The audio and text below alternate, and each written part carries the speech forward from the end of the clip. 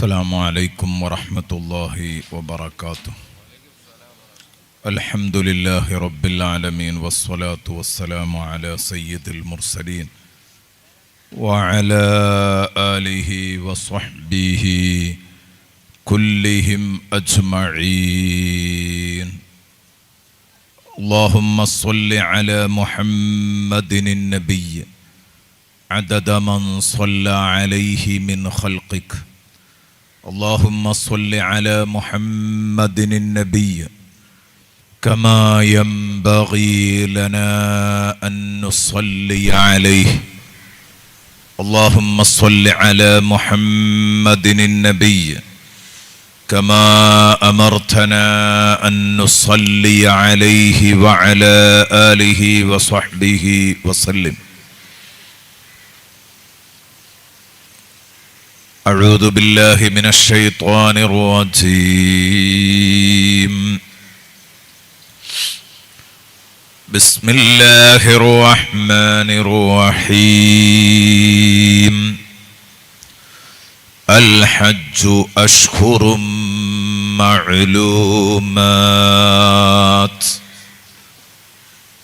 فمن فرض فيهن الحج فلا رفث ولا فسوق ولا جدال في الحج وما تفعلوا من خير يعلمه الله وتزودوا فإن خير الزاد التقوى واتقون يا أولي الألباب. ليس عليكم جناح أن تبتغوا فضلا من ربكم فإذا أفضتم من عرفات فاذكروا الله عند المشعر الحرام واذكروه كما هداكم وإن كنتم من قبله لمن الضالين. ثم أفيضوا من حيث أفاض الناس واستغفروا الله إن الله غفور رحيم. فإذا قضيتم مناسككم فاذكروا الله كذكركم آباءكم أو أشد ذكرا. فمن الناس من يقول ربنا آتنا في الدنيا وما له في الآخرة من خلاق. ومنهم من يقول ربنا آتنا في الدنيا حسنة وفي الآخرة حسنة وقنا عذاب النار. أولئك لهم نصيب مما كسبوا والله سريع الحساب. واذكروا الله في أيام معدودات فمن تعجل في يومين فلا إثم عليه ومن تأخر فلا إثم عليه لمن اتقى واتقوا الله واعلموا أنكم إليه تحشرون. صدق الله مولانا العظيم وصدق وبلغ رسوله النبي الكريم ونحن على ذلك من الشاهدين الشاكرين والحمد لله رب العالمين. പ്രിയപ്പെട്ട സുഹൃത്തുക്കളെ, വിശിഷ്യ ഈ വർഷത്തെ പരിശുദ്ധ ഹജ്ജ് കർമ്മത്തിന് അവസരം ലഭിച്ചിട്ടുള്ള ഹാജിമാരെ, ഹജ്ജുമ്മമാരെ, എല്ലാറ്റിലുമുപരി ഈ വേദി ഒരുക്കിയ സംഘാടകരും, പ്രത്യേകിച്ച് ഈ വേദിക്ക് അലങ്കാരമായി മാറിയ മുൻനിരയിലും പിന്നിലുമുള്ള ഉമറാക്കൾ, ഉലമാക്കൾ എല്ലാവരെയും അഭിനന്ദിക്കുകയാണ് ഇത്രയും നല്ല ഒരു സദസ്സ് ഇവിടെ ഒരുമിച്ച് കൂട്ടിയതിൽ.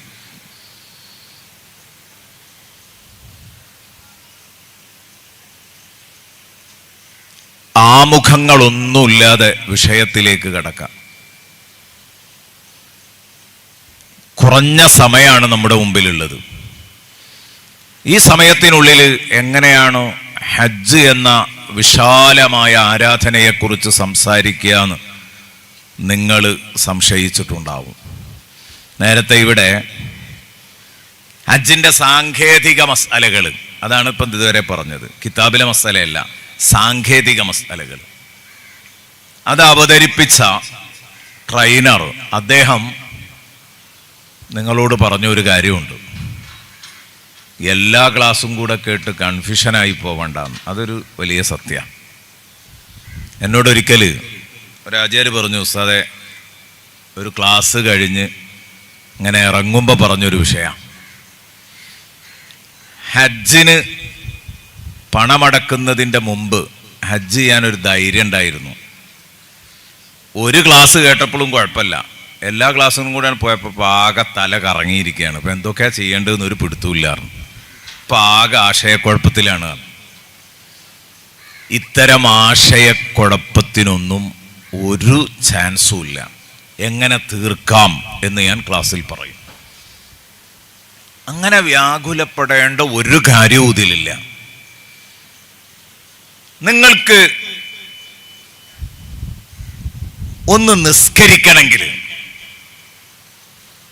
ആ നിസ്കാരത്തിൽ ചൊല്ലാൻ കുറേ കാര്യങ്ങൾ കാണാതെ പഠിക്കണം, അല്ലേ? ഇപ്പോൾ ഉദാഹരണം പറയാം, ഒരു പുതുവിശ്വാസി ഇസ്ലാമിലേക്ക് കടന്നു വന്നാൽ ആ ആൾക്ക് നിസ്കരിക്കണമെങ്കിൽ ഫാത്തിഹ, അത്തഹിയ്യാത്ത് ഇതൊക്കെ കാണാതെ പഠിക്കണ്ടേ? എത്ര ദിവസം എടുക്കും ഫാത്തിഹയൊക്കെ ഒന്നൊന്ന് കാണാതെ പഠിച്ചു കിട്ടണമെങ്കിൽ, തെറ്റുകൂടാതെ? അത്തഹിയ്യാത്ത് പഠിച്ചു കിട്ടണമെങ്കിൽ നമുക്ക് കുറച്ച് സാവകാശമേ അത് സാധിക്കുള്ളൂ. അതേസമയം ഹജ്ജ് എന്ന് പറഞ്ഞത് അങ്ങനെയൊന്നുമുള്ളൊരു ആരാധനയല്ല. അതിൽ ചൊല്ലിപ്പറയൽ നിർബന്ധമുള്ള ഒരു കാര്യവുമില്ല. അതാണ് ഹജ്ജിൻ്റെ പ്രത്യേകത. ചൊല്ലിപ്പറയൽ നിർബന്ധമുള്ള ഒന്നും അതിലില്ല, ഒക്കെ സുന്നത്തേ ഉള്ളൂ. മറ്റോടത്ത് കൗലിയായ ഫർളുകളുണ്ട്. പറയണം, ചെയ്താൽ പോരാ, പറയന്നെ വേണം, ചൊല്ലന്നെ വേണം. ഫാത്തിഹ, തശഹുദ്, അത്തഹിയ്യാത്ത് അതൊക്കെ അങ്ങനെയാണല്ലോ നമ്മൾ പറയാറുള്ളത്. അപ്പോഴാണ് ഇതിലതൊന്നുമില്ല. ഇഹ്റാമിൻ്റെ നിയ്യത്ത് അത് കൽബുകൊണ്ട് വെക്കലേ നിർബന്ധമുള്ളൂ, ചൊല്ലലില്ല. പിന്നെ അതിലേക്കാട് കയറിയാൽ നിങ്ങളുടെ കൈ പുസ്തകത്തിൽ നിങ്ങൾക്ക് ഹജ്ജിൻ്റെ 2 തരം പുസ്തകങ്ങൾ കയ്യിലുണ്ടാവും. ആ വലിയ പുസ്തകം, വലിയൊരു പുസ്തകം ഉണ്ടാവും. ഏത് ഉസ്താദ് എഴുതിയതാണ്, ഏത് ആലിം എഴുതിയതാണ്, ഏത് തങ്ങൾ എഴുതിയതാണ് നിങ്ങളുടെ കയ്യിലുള്ളത് എന്ന് എനിക്കറിയില്ല. കാരണം അത്രയും അധികം പുസ്തകങ്ങൾ, ഹജ്ജ് ഗൈഡുകൾ ഇന്ന് നിലവിലുണ്ട്. അപ്പം ഏതും ആവാം. പക്ഷെ അതിലൊരു കാര്യം,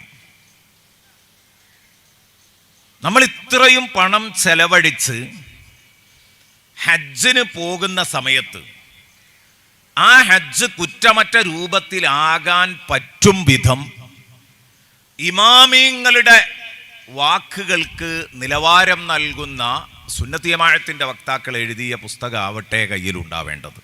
എന്നാൽ അത് പരിപൂർണമായ രൂപത്തിൽ ചെയ്യാൻ പറ്റും. അത് മാത്രമേ ഉണർത്തുന്നുള്ളൂ.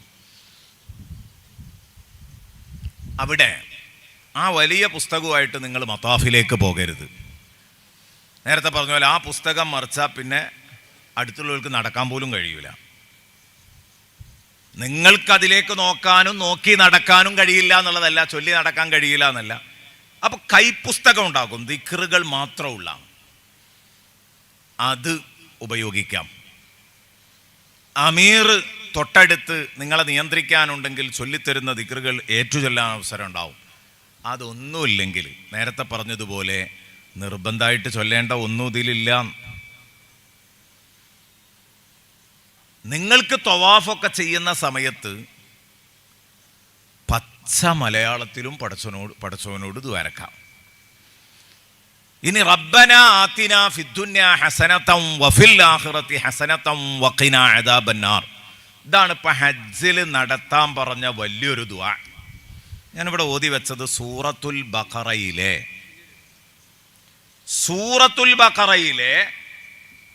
197 മുതൽ 203 വരെയുള്ള വചനങ്ങളാണ്. എന്ന് പറഞ്ഞാൽ ഒരു 1.25 പേജ് ഞാനിവിടെ ഓതി വെച്ചിട്ടുണ്ട്. അത് മുഴുവനും ഹജ്ജാണ് പരാമർശിക്കുന്നത്. എന്നാൽ അതിൽ പറഞ്ഞത് മാത്രമാണോ ഹജ്ജ്? അല്ലല്ലോ. നമ്മളിപ്പോൾ ആ ഓതിയതിൽ കാണാത്ത പലതും ഹജ്ജിൽ പറയുന്നുണ്ട്, ശരിയാണ്. അത് കാണണമെങ്കിൽ അതിന് കണ്ണുള്ള ആളുകൾ നോക്കണം. അതുകൊണ്ടാണ് പറഞ്ഞത് ഷാഫി, ഹനഫി, ഹംബലി, മാലിക്കി, നാലാലൊരു മദ്ഹബിൻ്റെ ചുറ്റുവട്ടത്തിൽ നിന്നുകൊണ്ട് ആലോചിക്കുമ്പോഴേ അത് കാണാൻ പറ്റുള്ളൂ. അല്ലാത്തവർക്ക് അത് കാണാൻ പറ്റൂല.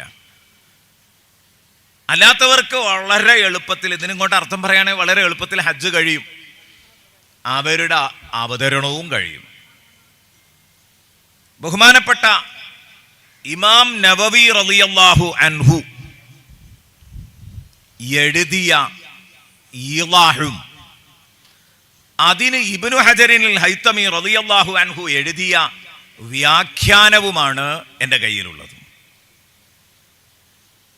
ഹജ്ജിന്റെ ആരാധനകൾ മനുഷ്യർക്ക് പഠിപ്പിക്കാനായിട്ട് അൽ ഈളാഹു ഫി മനാസിക്കിൽ ഹജ്ജ് എന്ന് പറഞ്ഞിട്ടൊരു ഗ്രന്ഥം ബഹുമാനപ്പെട്ട ഇമാം നവവി റളിയല്ലാഹു അൻഹു എഴുതുകയാണ്. ഇമാം നവവി എന്ന് പറഞ്ഞാൽ രണ്ടാം ഷാഫിഈ എന്നറിയപ്പെടുന്ന ആളാണ്. ഷാഫിഈ മദ്ഹബിലെ രണ്ടാം ഷാഫിഈ എന്നാണ് മഹാനവറുകളെ അറിയപ്പെടുന്നതെങ്കിൽ ബഹുമാനപ്പെട്ടവരുടെ സ്ഥാനം എത്രയാണ്? ഷാഫിഈ മദ്ഹബിൽ അവിടുത്തെ അംഗീകാരം എത്രയാണ്? ആ പുസ്തകമാണ് എൻ്റെ കയ്യിലുള്ളത്, അറബിയിലാണ്. ഇതിപ്പോൾ നിങ്ങൾ കൊണ്ടുപോയിട്ട് സാധാരണക്കാർക്ക് വായിക്കാൻ കഴിയില്ല. എന്നാൽ ഇത് അടിസ്ഥാനപ്പെടുത്തി മലയാളത്തിൽ എഴുതിയ ഒരുപാട് സാധനങ്ങളുണ്ട്. അതിൽ എൻ്റെ വന്യരായ ഗുരു എന്ന നിലക്ക് സുൽത്താനുൽ ഉലമ കാന്തപുര ഉസ്താദ് എഴുതിയൊരു പുസ്തകമുണ്ട്, വളരെ വിശാലാണ്. അതുപോലെ പല ഉസ്താദുമാരും എഴുതിയതുണ്ട്, തങ്ങന്മാരെഴുതിയതുണ്ട്. നിങ്ങൾക്ക് ഏതും എടുക്കാം. ഞാൻ നേരത്തെ പറഞ്ഞ ഒരു മാനദണ്ഡം പാലിക്കുന്നത് നമ്മുടെ സലാമത്തിന് നല്ലതാണ്. അപ്പോൾ ഞാൻ പറഞ്ഞു വന്നത്, ഈ വിഷയങ്ങൾ കൃത്യമായി നമ്മൾ പഠിക്കുകയാണെങ്കിൽ ഇതിൽ ഈ പറഞ്ഞ സംഗതികളെല്ലാം കൂടെ ഈ ഒരായത്തിൽ നിന്ന് പെറുക്കിയെടുക്കാൻ കഴിയില്ല. പക്ഷെ പെറുക്കിയെടുക്കാൻ കഴിയും. ഇതുപോലത്തെ ആളുകൾ നോക്കുമ്പോൾ അവർക്ക് കിട്ടും, അവർക്കത് മനസ്സിലാക്കാനും പറ്റും. അതുകൊണ്ട് നിങ്ങൾ ചെയ്യേണ്ടത് ഹജ്ജ് ഗൈഡ് കയ്യിൽ സൂക്ഷിക്കണം. വലിയ പുസ്തകവും വേണം, കൈപ്പുസ്തകവും വേണം. കൈപ്പുസ്തകം നിങ്ങൾക്ക് ആവശ്യമുള്ള ഘട്ടത്തിൽ മിനയിലാവണമെങ്കിലും അതല്ലെങ്കിൽ അറഫയിലാണെങ്കിലും നിങ്ങളുടെ ത്വവാഫിലാണെങ്കിലും, ഇപ്പം നേരത്തെ പറഞ്ഞ പോലെ ചെറിയ പുസ്തകമൊക്കെ മറിച്ചിട്ട് ത്വവാഫ് ചെയ്യുമ്പോൾ അതിൽ നോക്കി ചൊല്ലുന്നത് അത്ര ബുദ്ധിമുട്ടൊന്നും അല്ല ഞാൻ മനസ്സിലാക്കുന്നത്. നമ്മളൊക്കെ അനുഭവത്തിൽ ഒപ്പം വരുന്നവർക്ക് ശരിക്കും സാധിക്കാറുണ്ട്. വലിയ പുസ്തകം മറിക്കുമ്പോഴാണ് ബുദ്ധിമുട്ടുണ്ടാവുക. അതിനാണ് ഈ കൈപ്പുസ്തകം കൊടുത്തത്. 1-ാം ചുറ്റ്, 2-ാം ചുറ്റ്, അതിലൊക്കെ ചൊല്ലേണ്ട പ്രത്യേക ദിക്റുകൾ അത് ഹദീസിൽ പ്രത്യേകം വന്നതാണ്. ആ വന്നതാണ് ത്വവാഫിൽ ഏറ്റവും ചൊല്ലാൻ നല്ലത്.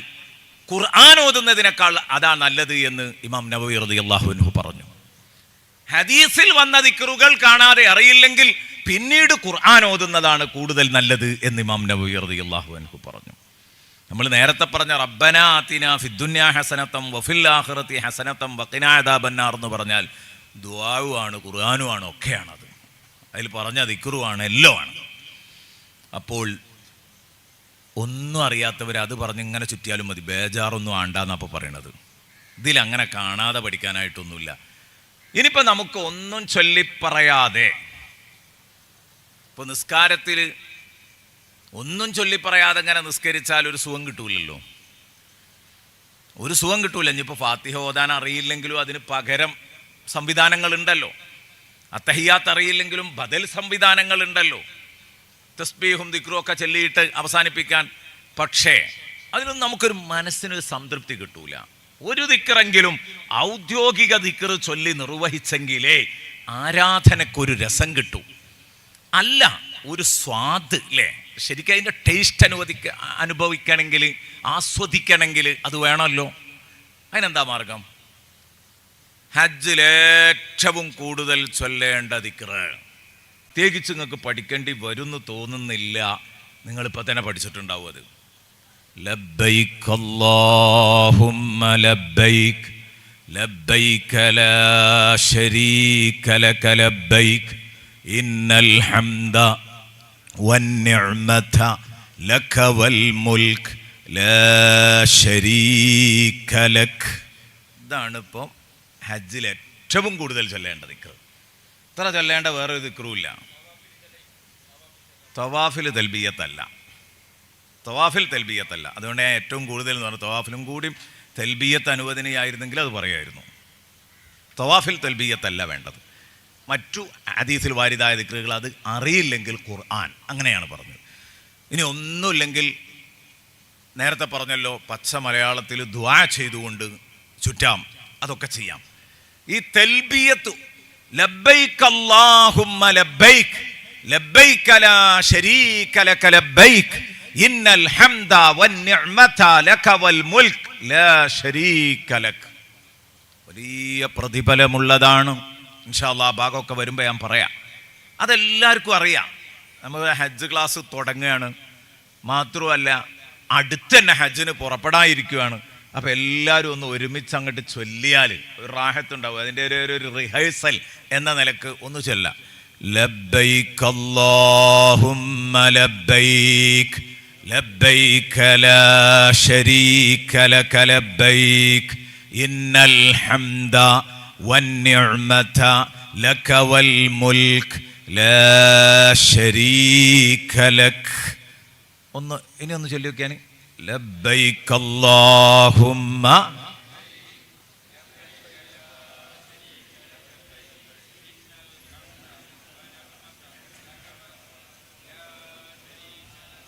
അൽഹംദുലില്ലാ.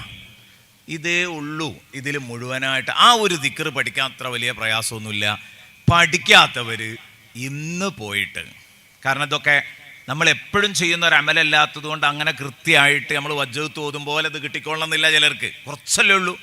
അപ്പം അതൊന്ന് അതിൽ നോക്കിയിട്ട് അതൊന്നങ്ങോട്ട് ശരിക്ക് തറവാക്കുക. പിന്നെ നമ്മളിപ്പോൾ ഇന്ന് ചൊല്ലിത്തന്ന ആ ഒരു ട്യൂണിൽ അത് ചൊല്ലുകയാണെങ്കിൽ ഏകദേശം ഒരു പൊരുത്തവും ഉണ്ടാവും, ഒരു ഏകീകരണം ഉണ്ടാവും. കാരണം ഈ തൽബിയത്ത് അവിടെ ചൊല്ലുന്നത് പല കോലത്തിലേക്കാണ്. ഓരോ നാട്ടുകാർക്കും ഓരോ സ്റ്റൈലുണ്ടാവും തൽബിയത്ത് ചെല്ലാൻ. ഇപ്പം നമ്മൾ ചൊല്ലി ആ സ്റ്റൈലിൽ ചൊല്ലിയാൽ ഏകദേശം ലെവലായി കിട്ടും. മഹാഭൂരിപക്ഷ ആളുകൾ ആ നിലക്കാണ് ചൊല്ലുക. അപ്പോൾ ആ വഖഫ് ചെയ്തതുപോലെ എങ്ങനെയാണ് പോകും. മറ്റേ നമ്മളിങ്ങനെ നമ്മളിപ്പോൾ ആ നിർത്തിയതുപോലെയല്ല നിർത്തുക. കുറച്ച് മുമ്പ് നിർത്തും, പിന്നെ അവിടുന്ന് ഇങ്ങോട്ട് എടുക്കും, പിന്നെ നിർത്തേണ്ടടുത്ത് നിർത്തൂല. അങ്ങനെയൊക്കെ പോകുമ്പോൾ പ്രശ്നമാണ്. അപ്പോൾ അതിങ്ങനെ കൂട്ടത്തിൽ ചെല്ലുമ്പോൾ ഒരു കോലക്കേടുണ്ടാവും. അതിനാണ് ഞാൻ ഇങ്ങനെ പറഞ്ഞത്. ലബ്ബൈക് അല്ലാഹുമ്മ ലബ്ബൈക് ലബ്ബൈക ലാ ശരീക ലക ലബ്ബൈക് ഇന്നൽ ഹംദ വന്നിഅ്മത ലക വൽ മുൽക്ക് ലാ ശരീക ലക്. ഇതാണ് ഇപ്പം കാര്യമായി ഇതിൽ ചൊല്ലാനുള്ളത് എന്നാണ് ഞാൻ പറഞ്ഞത്. ഹജ്ജിന് കൂടുതൽ ചൊല്ലാനുള്ള സുന്നത്തായൊരു ദിക്ർ ഇപ്പം ഇതാണ്. അത് നിങ്ങൾക്ക് പ്രത്യേകിച്ച് പഠിക്കേണ്ടതൊന്നും ഉണ്ടാവില്ല. ഒന്ന് പൊടി തട്ടിയെടുക്കാനേ ഉണ്ടാവുള്ളൂ, ഒന്ന് ക്ലിയർ ചെയ്യാണ്ടാവും. അതെല്ലാവരും ക്ലിയർ ആക്കണം. ഇതാണ് ആദ്യമായിട്ട് പറയാനുള്ളത്. പിന്നെ എന്തിനാണ് ഈ വലിയ പുസ്തകം വാങ്ങണം എന്ന് പറഞ്ഞത്? നിങ്ങൾ ഈ ക്ലാസ് കേട്ടിട്ട് കൺഫ്യൂഷൻ ആകുന്നത് എന്തുകൊണ്ടറിയോ? അത് നിങ്ങളെ പറയാനൊന്നുമില്ല. ഞാൻ ഇപ്പോൾ പല തവണ SYSൻ്റെ ചീഫ് അമീറായിട്ട് പോയിട്ടുണ്ട്. അങ്ങനെയൊക്കെ പോയതുകൊണ്ട് പല തവണ ഹജ്ജ് ചെയ്യാൻ കഴിഞ്ഞതുകൊണ്ട് ഒരു പക്ഷേ നിങ്ങളുടെ മുമ്പിൽ ഈ വിഷയങ്ങളൊക്കെ ആദ്യം മുതൽ അവസാനം വരെ എങ്ങനെ പറയാൻ കഴിയും. എന്നാൽ ഞാൻ ആ ഹജ്ജ് പ്രാക്ടിക്കലായി ചെയ്യുന്നതിന് മുമ്പ് എത്രയോ തവണ ഞാനത് ഓതി കൊടുത്തണം. പക്ഷെ അത് അങ്ങനെ തന്നെയാണ് പറയാൻ കഴിയൂല. ഇത് പ്രാക്ടിക്കലി അത് ചെയ്യാത്തത് കൊണ്ട് എല്ലാവർക്കും ഒരു കൺഫ്യൂഷൻ ഉണ്ടാകുന്നത് സ്വാഭാവികമാണ്. ബഹുമാനപ്പെട്ട ഉംദയുടെ മുസന്നിഫ് ഹജ്ജും ഉംറയൊക്കെ വിശദീകരിക്കാൻ ഏറ്റവും നല്ലൊരു കിതാബാണ് ഉംദ. പഴയ കാലത്ത് പള്ളി ദർസിൽ ഓതിയിരുന്നു. ഇപ്പോൾ ആ കിതാബ് അങ്ങനെ തന്നെ എല്ലാ പാഠശാലകളിലും കോളേജുകളിലും ദർസുകളിലും ഒന്നും സിലബസിലില്ല. ഞാനൊക്കെ ചെറുപ്പത്തിൽ ഓതിയിട്ടുണ്ട്. പഴയ ഉസ്താദ്മാർ ഇവിടെ ഇരിക്കുന്നവരൊക്കെ ഓതിയവരായിരിക്കും. ഉംദത്തു സാലിക് വഉദ്ദത്തു നാസിക് എന്ന് പറഞ്ഞിട്ട് ഒരു ഗ്രന്ഥം, വളരെ ബൃഹത്തായ പുസ്തകമാണ്. ഇതിൻ്റെ മുസന്നിഫ് വളരെ കൃത്യമായിട്ട് ഹജ്ജും ഉംറയും ചെയ്യാൻ, പ്രാക്ടിക്കലായിട്ട് ഹജ്ജും ഉംറയും ചെയ്യാൻ പറ്റാവുന്ന, അതിൻ്റെ പ്രാക്ടിക്കൽ വശം പഠിപ്പിക്കാവുന്ന ഒരു എഴുത്താണ് എഴുതിയത്. ബഹുമാനപ്പെട്ടവർ ഹജ്ജിന് വേണ്ടി അവിടെ പോയി, മക്കത്തെത്തി, ത്വവാഫ് കഴിഞ്ഞു.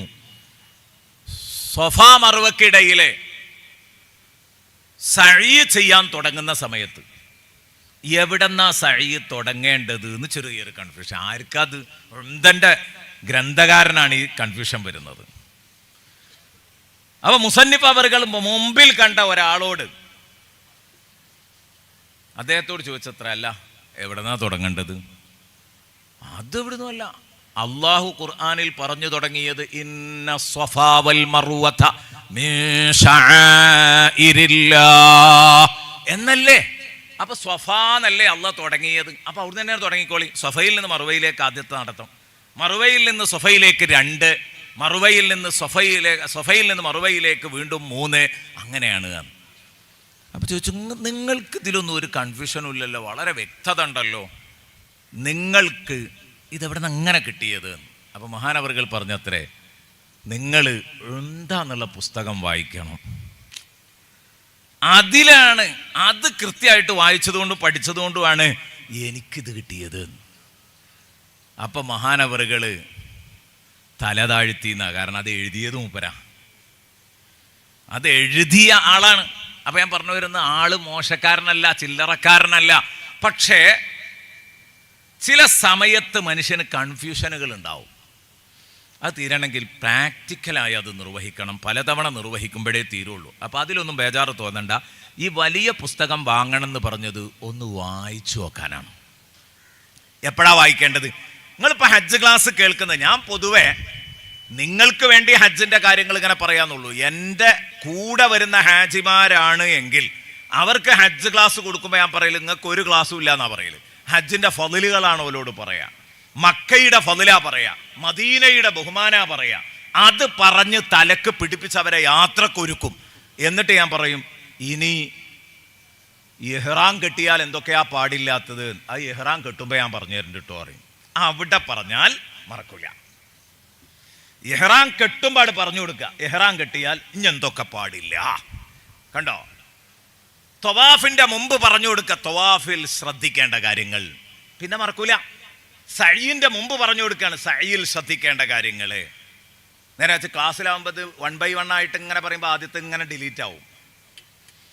എന്നിട്ട് അറഫയിൽ നിൽക്കുന്നതിനെ പറ്റി പറയുന്ന, അറഫയ്ക്ക് പോണതിന്റെ മുമ്പ് മിനേന്ന് തലേന്ന് രാത്രി ക്ലാസ്സിൽ അന്ന് പറഞ്ഞു കൊടുക്കുകയാണ്, നാളെ അറഫയ്ക്ക് പോവാട്ടോ, അറഫയെ ചെന്നാൽ ശ്രദ്ധിക്കാൻ. അപ്പൊ തൊട്ടു തലേന്ന് കൊടുക്കുന്ന ക്ലാസ് ആണ് ഉപകരിക്കുക. അപ്പൊ ഗവൺമെന്റ് ഹാജിമാർക്ക് അങ്ങനെ ഒരു അമീറൊന്നും കൃത്യമായിട്ട്, അമീർ ഉണ്ടാകും, പക്ഷെ പലപ്പോഴും പല അമീറുമാരും നിങ്ങളോട് ഇങ്ങോട്ട് സംശയം ചോദിക്കണ അമീറുമാരായിരിക്കും. ഞാൻ അങ്ങനെ പറഞ്ഞതിൽ വിഷമമൊന്നും കരുതരുത്, അങ്ങനെയാണ് അതിൻ്റെ സ്വഭാവം. ഗവൺമെന്റിൽ വരുന്ന ഗൈഡുകളുടെ സ്വഭാവം പലപ്പോഴും അങ്ങനെയായിരിക്കും. അപ്പൊ എന്ത് ചെയ്യണം? നിങ്ങൾക്ക് ഇതുപോലെ ഒരു നല്ല പുസ്തകം ഉണ്ടെങ്കിൽ, ദുൽഹിജ്ജ 7-ന് എന്താ ചെയ്യേണ്ടത്, 8-ന് എന്താ ചെയ്യേണ്ടത്, 9-ന് എന്താ ചെയ്യേണ്ടത്, 10-ന് എന്താ ചെയ്യേണ്ടത്, 11-ന് എന്താ ചെയ്യേണ്ടത്, 12-ന് എന്താ ചെയ്യേണ്ടത്, 13-ന് എന്താ ചെയ്യേണ്ടത്, ഇത്രയല്ലേ ഉള്ളൂ ഹജ്ജ്. അത് കൃത്യമായിട്ട് അതിലുണ്ടാവും. ആ ദിവസത്തിൻ്റെ തലേന്ന് അത് വായിക്കണം, പലവട്ടം ആവർത്തിച്ച് വായിക്കണം, വലിയ പുസ്തകം. അപ്പം അതിൻ്റെ നാനാവിധ കാര്യങ്ങളും പറഞ്ഞിട്ട് അത് നിങ്ങൾ മറക്കൂല. അങ്ങനെ ആവുമ്പോൾ സംഗതി നടക്കും. അതിനാണ് ഇപ്പം ഞാൻ പറഞ്ഞത്, കൺഫ്യൂഷൻ ഇല്ലാതിരിക്കാൻ വേണ്ടത് പഠിക്കാൻ വേണ്ടി മലയാളത്തിൽ എഴുതിയ ഒരു മലയാള ഹജ്ജ് ഗൈഡ്, വിശാലമായൊരു ഹജ്ജ് ഗൈഡ് കയ്യിൽ വെക്കുക. ദിക്റുകൾ നോക്കി ചൊല്ലാൻ വേണ്ടിയിട്ട് ഒരു കൈപ്പുസ്തകം, ചെറിയൊരു ഏടുണ്ടാവും, നിങ്ങൾക്ക് രണ്ടും കിട്ടിയിട്ടുണ്ടാവും, പലരുടെ കയ്യിലും ഉണ്ടാവും. അതും കൈവശം വെക്കുക. എന്നാൽ പിന്നെ ഒരു ബേജാറും വേണ്ട. തലേന്ന് ഇങ്ങനെ ആരെങ്കിലും ഒന്ന് ഉണർത്തിത്തരാനുണ്ടെങ്കിൽ അൽഹംദുലില്ലാ, രക്ഷപ്പെട്ടു താനും. ഇനി നമുക്ക് ഹജ്ജിൻ്റെ ക്ലാസ്സിലേക്ക് അങ്ങ് കിടക്കുകയാണ്. ഹജ്ജ് എന്ന് പറഞ്ഞാൽ ഇസ്ലാമിക ദീനിൻ്റെ പരിശുദ്ധ ഇസ്ലാമിൻ്റെ സ്തംഭങ്ങളിൽ ഏറ്റവും പ്രധാനപ്പെട്ടതാണ്. 5 കാര്യമാണല്ലോ ദീനുൽ ഇസ്ലാം. ബുനിയൽ ഇസ്ലാമു അലാ ഖംസിൻ എന്ന് സയ്യിദുനാ റസൂലുള്ളാഹി സ്വല്ലല്ലാഹു അലൈഹി വസല്ലം പറഞ്ഞു. ദീൻ എന്ന ബിൽഡിങ്ങിന്, ദീനുൽ ഇസ്ലാം എന്ന ആ ബിൽഡിങ്ങിന് മനോഹരമായ 5 പില്ലറുകളാണ്. 5 പില്ലറുകൾ. അതൊന്ന് ഷഹാദത്ത് കലിമയാണ്, 2 നിസ്കാരാണ്, 3 സക്കാത്താണ്, 4 നോമ്പാണ്, 5 ഹജ്ജാണ്. ഈ 5 കാര്യങ്ങൾ കൃത്യമായിട്ട് പ്രാക്ടീസ് ചെയ്യുന്നവൻ്റെ പേരാണ് മുസൽമാൻ. അതിൽ ഏറ്റവും പ്രധാനപ്പെട്ടതാണ് ഹജ്ജ്. അല്ലാഹു റബ്ബുൽ ഇസ്സത്തിന് ചെയ്യുന്ന ആരാധനകളിൽ ഏറ്റവും സുപ്രധാനം. സർവ്വ അമ്പിയാക്കളും ഹജ്ജ് ചെയ്തിട്ടുണ്ട്. സയ്യിദുനാ റസൂലുള്ളാഹി സ്വല്ലല്ലാഹു അലൈഹി വസല്ലം എല്ലാ നബിമാരും ഹജ്ജ് ചെയ്തിട്ടുണ്ട്. അറബി മൂലങ്ങൾ വായിക്കുമ്പോഴേക്ക് സമയം വൈകും, അതുകൊണ്ടാണ് വിഷയം പറഞ്ഞാൽ മതിയല്ലോ. എന്നല്ല, സ്വാലിഹീങ്ങളായ അള്ളാഹുവിൻ്റെ മഹാരഥന്മാരായ സച്ചരിതർ അവരൊക്കെ ഹജ്ജ് കർമ്മം നിർവഹിച്ചിട്ടുണ്ട്. അതുകൊണ്ട് തന്നെ വളരെ പ്രധാനപ്പെട്ട ആരാധനയാണ് ഹജ്ജ് എന്ന് പറയുന്നുണ്ടെങ്കിൽ ആ ഹജ്ജിനെ പറ്റിയുള്ള ക്ലാസും വളരെ പ്രധാനപ്പെട്ടതായിരിക്കും. ആ ക്ലാസ് സംഘടിപ്പിക്കുക, പഠിക്കുക, പഠിപ്പിക്കുക, അതൊക്കെ പ്രധാനമാണ്. ഹജ്ജിന് സാധുത നൽകുന്ന കാര്യങ്ങൾ എന്തൊക്കെയാണ്? ഹജ്ജ് നഷ്ടപ്പെടുത്തുന്ന കാര്യങ്ങൾ എന്തൊക്കെയാണ്? ഹജ്ജിന്റെ നിർബന്ധങ്ങൾ എന്താണ്? ഹജ്ജിന്റെ മര്യാദകൾ എന്താണ്? ഹജ്ജിന്റെ ഐച്ഛിക കാര്യങ്ങൾ എന്തൊക്കെയാണ്? സുന്നത്തായ കാര്യങ്ങൾ എന്തൊക്കെയാണ്? ഹറം ഏതാണ്? മക്ക ഏതാണ്? മദീന ഏതാണ്? മസ്ജിദുൽ ഹറാമിന്റെ മഹത്വം എന്താണ്? മസ്ജിദുൽ നബവിയുടെ മഹത്വം എന്താണ്? ഇതൊക്കെ പഠിക്കണം. ഇതെല്ലാം കൂടി ഒരു ദിവസം പറയാൻ പറ്റിയതല്ല കേട്ടോ, ഞാൻ ആകത്തുക അങ്ങനെ പറയാണ്. ഇതൊക്കെ നമ്മൾ പഠിക്കാനാണ് ആ വലിയ ഗൈഡ് കയ്യിൽ കരുതണം എന്ന് പറഞ്ഞു. ഒഴിഞ്ഞിരുന്ന് വായിക്കുക മനസ്സമാധാനത്തോടെ. അല്ലാഹു തആല കൂടുതൽ കേൾക്കാനും പഠിക്കാനും അതുപോലെ തന്നെ വായിക്കാനും പഠിക്കാനും ഒക്കെ അല്ലാഹു തആല നമുക്ക് എല്ലാവർക്കും തൗഫീഖ് നൽകട്ടെ, ആമീൻ എന്ന് ദുആ ചെയ്യുകയാണ്. എന്നിട്ട് ഈ ഹജ്ജിനെ കുറിച്ച് പറയുമ്പം വളരെ പ്രധാനമായിട്ട് നിങ്ങളോട് ഉണർത്താനുള്ള ഒരു കാര്യം, ഹജ്ജിന്റെ മഹത്വം. മുത്തുനബി സല്ലല്ലാഹു അലൈഹി വസല്ലം പറഞ്ഞു, അൽ ഉംറതു ഇലൽ ഉംറതി കഫാറത്തുൻ ലിമാ ബൈനഹുമാ. ഒരു ഉംറ നിർവഹിച്ചു, പിന്നെ വീണ്ടും ഒരു ഉംറ നിർവഹിച്ചാൽ ആ 2 ഉംറകളുടെ ഇടയിലുള്ള പാപങ്ങളൊക്കെ അത് പൊറുപ്പിച്ച് കളയുമെന്ന് മുഹമ്മദുർ റസൂലുള്ളാഹ്. അൽ ജുമുഅതു ഇലൽ ജുമുഅതി കഫാറത്തുൻ ലിമാ ബൈനഹുമാ എന്ന് പറഞ്ഞതുപോലെ ഒരു വെള്ളിയാഴ്ച മട്ടത്തിൽ ഖുതുബ കഴിയണ സമയത്തല്ല കയറി ചെന്നത്. ഖുതുബന്റെ ഒരു അരമണിക്കൂർ മുമ്പ് മൂപ്പര് എത്തിയിട്ടുണ്ട് ബാങ്ക് കൊടുക്കുന്നതിൻ്റെ. എന്നിട്ട് അൽകഹ്ഫ് ഓതി, സ്വലാത്തി ചൊല്ലി, ബാങ്ക് കൊടുത്തു, ഖുതുബ ശ്രദ്ധിച്ചു, നല്ലപോലെ നിസ്കരിച്ചാണ്ട് ഇറങ്ങിയാൽ അടുത്ത ആഴ്ച കഴിഞ്ഞ ആഴ്ചക്ക് ശേഷം ഈ ആഴ്ചൻ്റെ ഇടയിൽ സംഭവിച്ച പാപങ്ങളൊക്കെ പൊറുക്കുന്നതാണ് എന്നതുപോലെയാണ് ഉംറയും. 2 ഉംറകൾക്കിടയിലുള്ള പാപങ്ങളൊക്കെ പൊറുക്കും. ഒരു ഉംറ കഴിഞ്ഞു, പിന്നെ 5 കൊല്ലം കഴിഞ്ഞിട്ട് വേറൊരു ഉംറ ചെയ്തു, അതിൻ്റെ ഇടയിലുള്ള പാപങ്ങളെ പൊറുപ്പിക്കാനുള്ള സംവിധാനമാണ്. ഇടക്കിടക്ക് കഴിവുള്ളവർ ഉംറ ചെയ്യണം. എന്നാൽ വൽ ഹജ്ജുൽ മബ്റൂറു ലൈസ ലഹു ജസാഉൻ ഇല്ലൽ ജന്ന. സദഖ റസൂലുള്ളാഹി. അല്ലാഹ്, നിങ്ങൾ എത്ര ഭാഗ്യവാന്മാരാ കൂട്ടുകാരെ, നിങ്ങൾ എത്ര ഭാഗ്യവതികളാണ് കൂട്ടുകാരികളെ. അള്ളാഹുവിന്റെ റസൂല് പറയാണ്, സ്വീകാര്യയോഗ്യമായ ഒരു ഹജ്ജ് ചെയ്താൽ ലൈസ ലഹു ജസാഉൻ ഇല്ലൽ ജന്ന. മുത്തുനബി സല്ലല്ലാഹു അലൈഹി വസല്ലം നുബുവത്തിന്റെ തിരുനാക്ക് കൊണ്ട് പ്രഖ്യാപിച്ച ഓഫറാണ്. സ്വീകാര്യയോഗ്യമായ ഹജ്ജിന് സ്വർഗമല്ലാതെ പ്രതിഫലമില്ല, സ്വർഗേ അതിന് പ്രതിഫലമുള്ളൂ. അപ്പം നിങ്ങളെ ഹജ്ജ് അങ്ങോട്ട് മബ്റൂറായ നിങ്ങൾ രക്ഷപ്പെട്ടു. അതുകൊണ്ടാണ് നമ്മൾ ഹജ്ജിന് പോകുമ്പം എല്ലാവരോടും പറയണത് മഖ്ബൂലും മബ്റൂറും ആകാൻ വേണ്ടി ദ്വാരക്കണം കേട്ടോ. പറയേണ്ടതാണ്, ഏൽപ്പിക്കേണ്ടതാണ്. നിങ്ങൾ സ്വന്തമായിട്ടും ദ്വാരക്കണം. മബ്റൂറായ ഹജ്ജ്, മബ്റൂറായ ഹജ്ജ് എന്ന് പറഞ്ഞാൽ എന്താണ്? അതിനൊരു വ്യാഖ്യാനം വേണമല്ലോ. അപ്പോൾ വലിയൊരു ബേജാറായി. സ്വീകാര്യയോഗ്യമായ ഹജ്ജ്, മബ്റൂറായ ഹജ്ജിനാണ് സ്വർഗം കിട്ടുക. പക്ഷെ എപ്പോഴാണ് ഹജ്ജ് മബ്റൂറാവുക? ബഹുമാനപ്പെട്ട ഇമാം നബവി റളിയല്ലാഹു അൻഹു പറഞ്ഞു, വൽ മബ്റൂറു ഹുവല്ലദി ലാ യുഖാലിതുഹു മഅ്സമുൻ. ഇങ്ങനെ ഹജ്ജ് ചെയ്തു പോരണമെങ്കിൽ അല്പം റിസ്ക് ഉണ്ടാവും, റിസ്ക്കുള്ള ടാസ്ക് ആയിരിക്കും. എന്തേ? ഹജ്ജ് മബ്റൂറാവണമെങ്കിൽ ഹുവല്ലദീ ലാ യുഖാലിതുഹു മഅ്സമുൻ, ആ ഹജ്ജ് കർമ്മത്തിൽ ഒരു പാപത്തിൻ്റെയും കലർപ്പുണ്ടാവരുത്. പാപം കലരാത്ത ഹജ്ജാണ് ഹജ്ജും മബ്റൂർ. ഒരു മഹാന്റെ പേര് ഞാൻ പറയുന്നില്ല. ഒരു മഹാൻ വേദനിച്ചുകൊണ്ട് കരയാണ് മിനയിൽ വെച്ച്.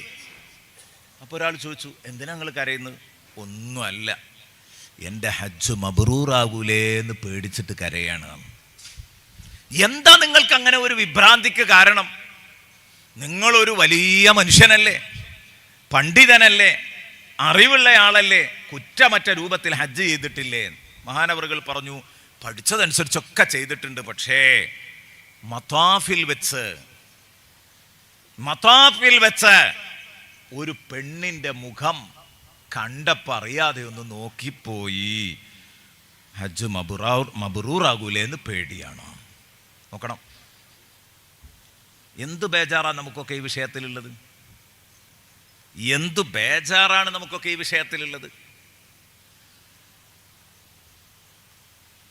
വലിയ ബേജാറുള്ള കാര്യമാണ്. അത് മനുഷ്യ സഹജമായിട്ട് വരുന്ന ഒരു സംഭവമാണ്. മനഃപൂർവം നോക്കി എന്നൊന്നും അല്ല അതിനർത്ഥം. പക്ഷെ അത് മനുഷ്യ സഹജമായൊരു സംഗതിയാണ്. പക്ഷെ മഹാനവറുകൾ അതിൽ വേദനിക്കുകയാണ്. അപ്പൊ തെറ്റു കലരാത്ത ഹജ്ജ്, ആ ഹജ്ജ് ഉണ്ടാക്കാൻ നമ്മൾ ശ്രമിക്കണം. നേരത്തെ പറഞ്ഞതുപോലെ ഹജ്ജിന് ഇഹ്റാം കെട്ടിക്കഴിഞ്ഞാൽ അൽ ഹജ്ജു അശ്ഹുറും മഅലൂമാത്ത്, ഹജ്ജിന് ഇഹ്റാം കെട്ടാൻ പറ്റിയ മാസം ഏതാനും ചില ഫേമസ് മാസങ്ങളാണ്, വളരെ വിശ്രുതമായ ചില മാസങ്ങളാണ്. ശവ്വാല്, ദുൽഖഅദ, ദുൽഹിജ്ജ, അല്ലേ? അതാണ് അൽ ഹജ്ജു അശ്ഹുറും മഅലൂമാത്ത് എന്ന് പറഞ്ഞത്. ശവ്വാൽ 1 മുതൽ ഏത് ചെയ്യാം, ഇഹ്റാം കെട്ടാലോ. പക്ഷെ അങ്ങനെ ഇഹ്റാം കെട്ടി നിന്നാൽ അത്രയും കാലം പിന്നെ ഇഹ്റാമിലായിട്ട് ജീവിക്കണം.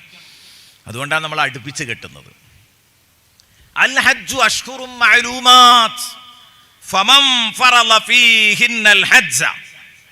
അതുകൊണ്ട് ഈ വിശുദ്ധ മാസങ്ങളിൽ ഹജ്ജിന്റെ മീഖാത്തിയായ സമാനിയായ മീഖാത്തില്, അതായത് ഹജ്ജിന് ഇഹ്റാം കെട്ടാൻ പറ്റിയ മാസങ്ങളിൽ ആരെങ്കിലും ഹജ്ജിന് ഇഹ്റാം ചെയ്താൽ, അതാ ഫമൻ ഫറള ഫീഹിന്നൽ ഹജ്ജ എന്ന് പറഞ്ഞത്.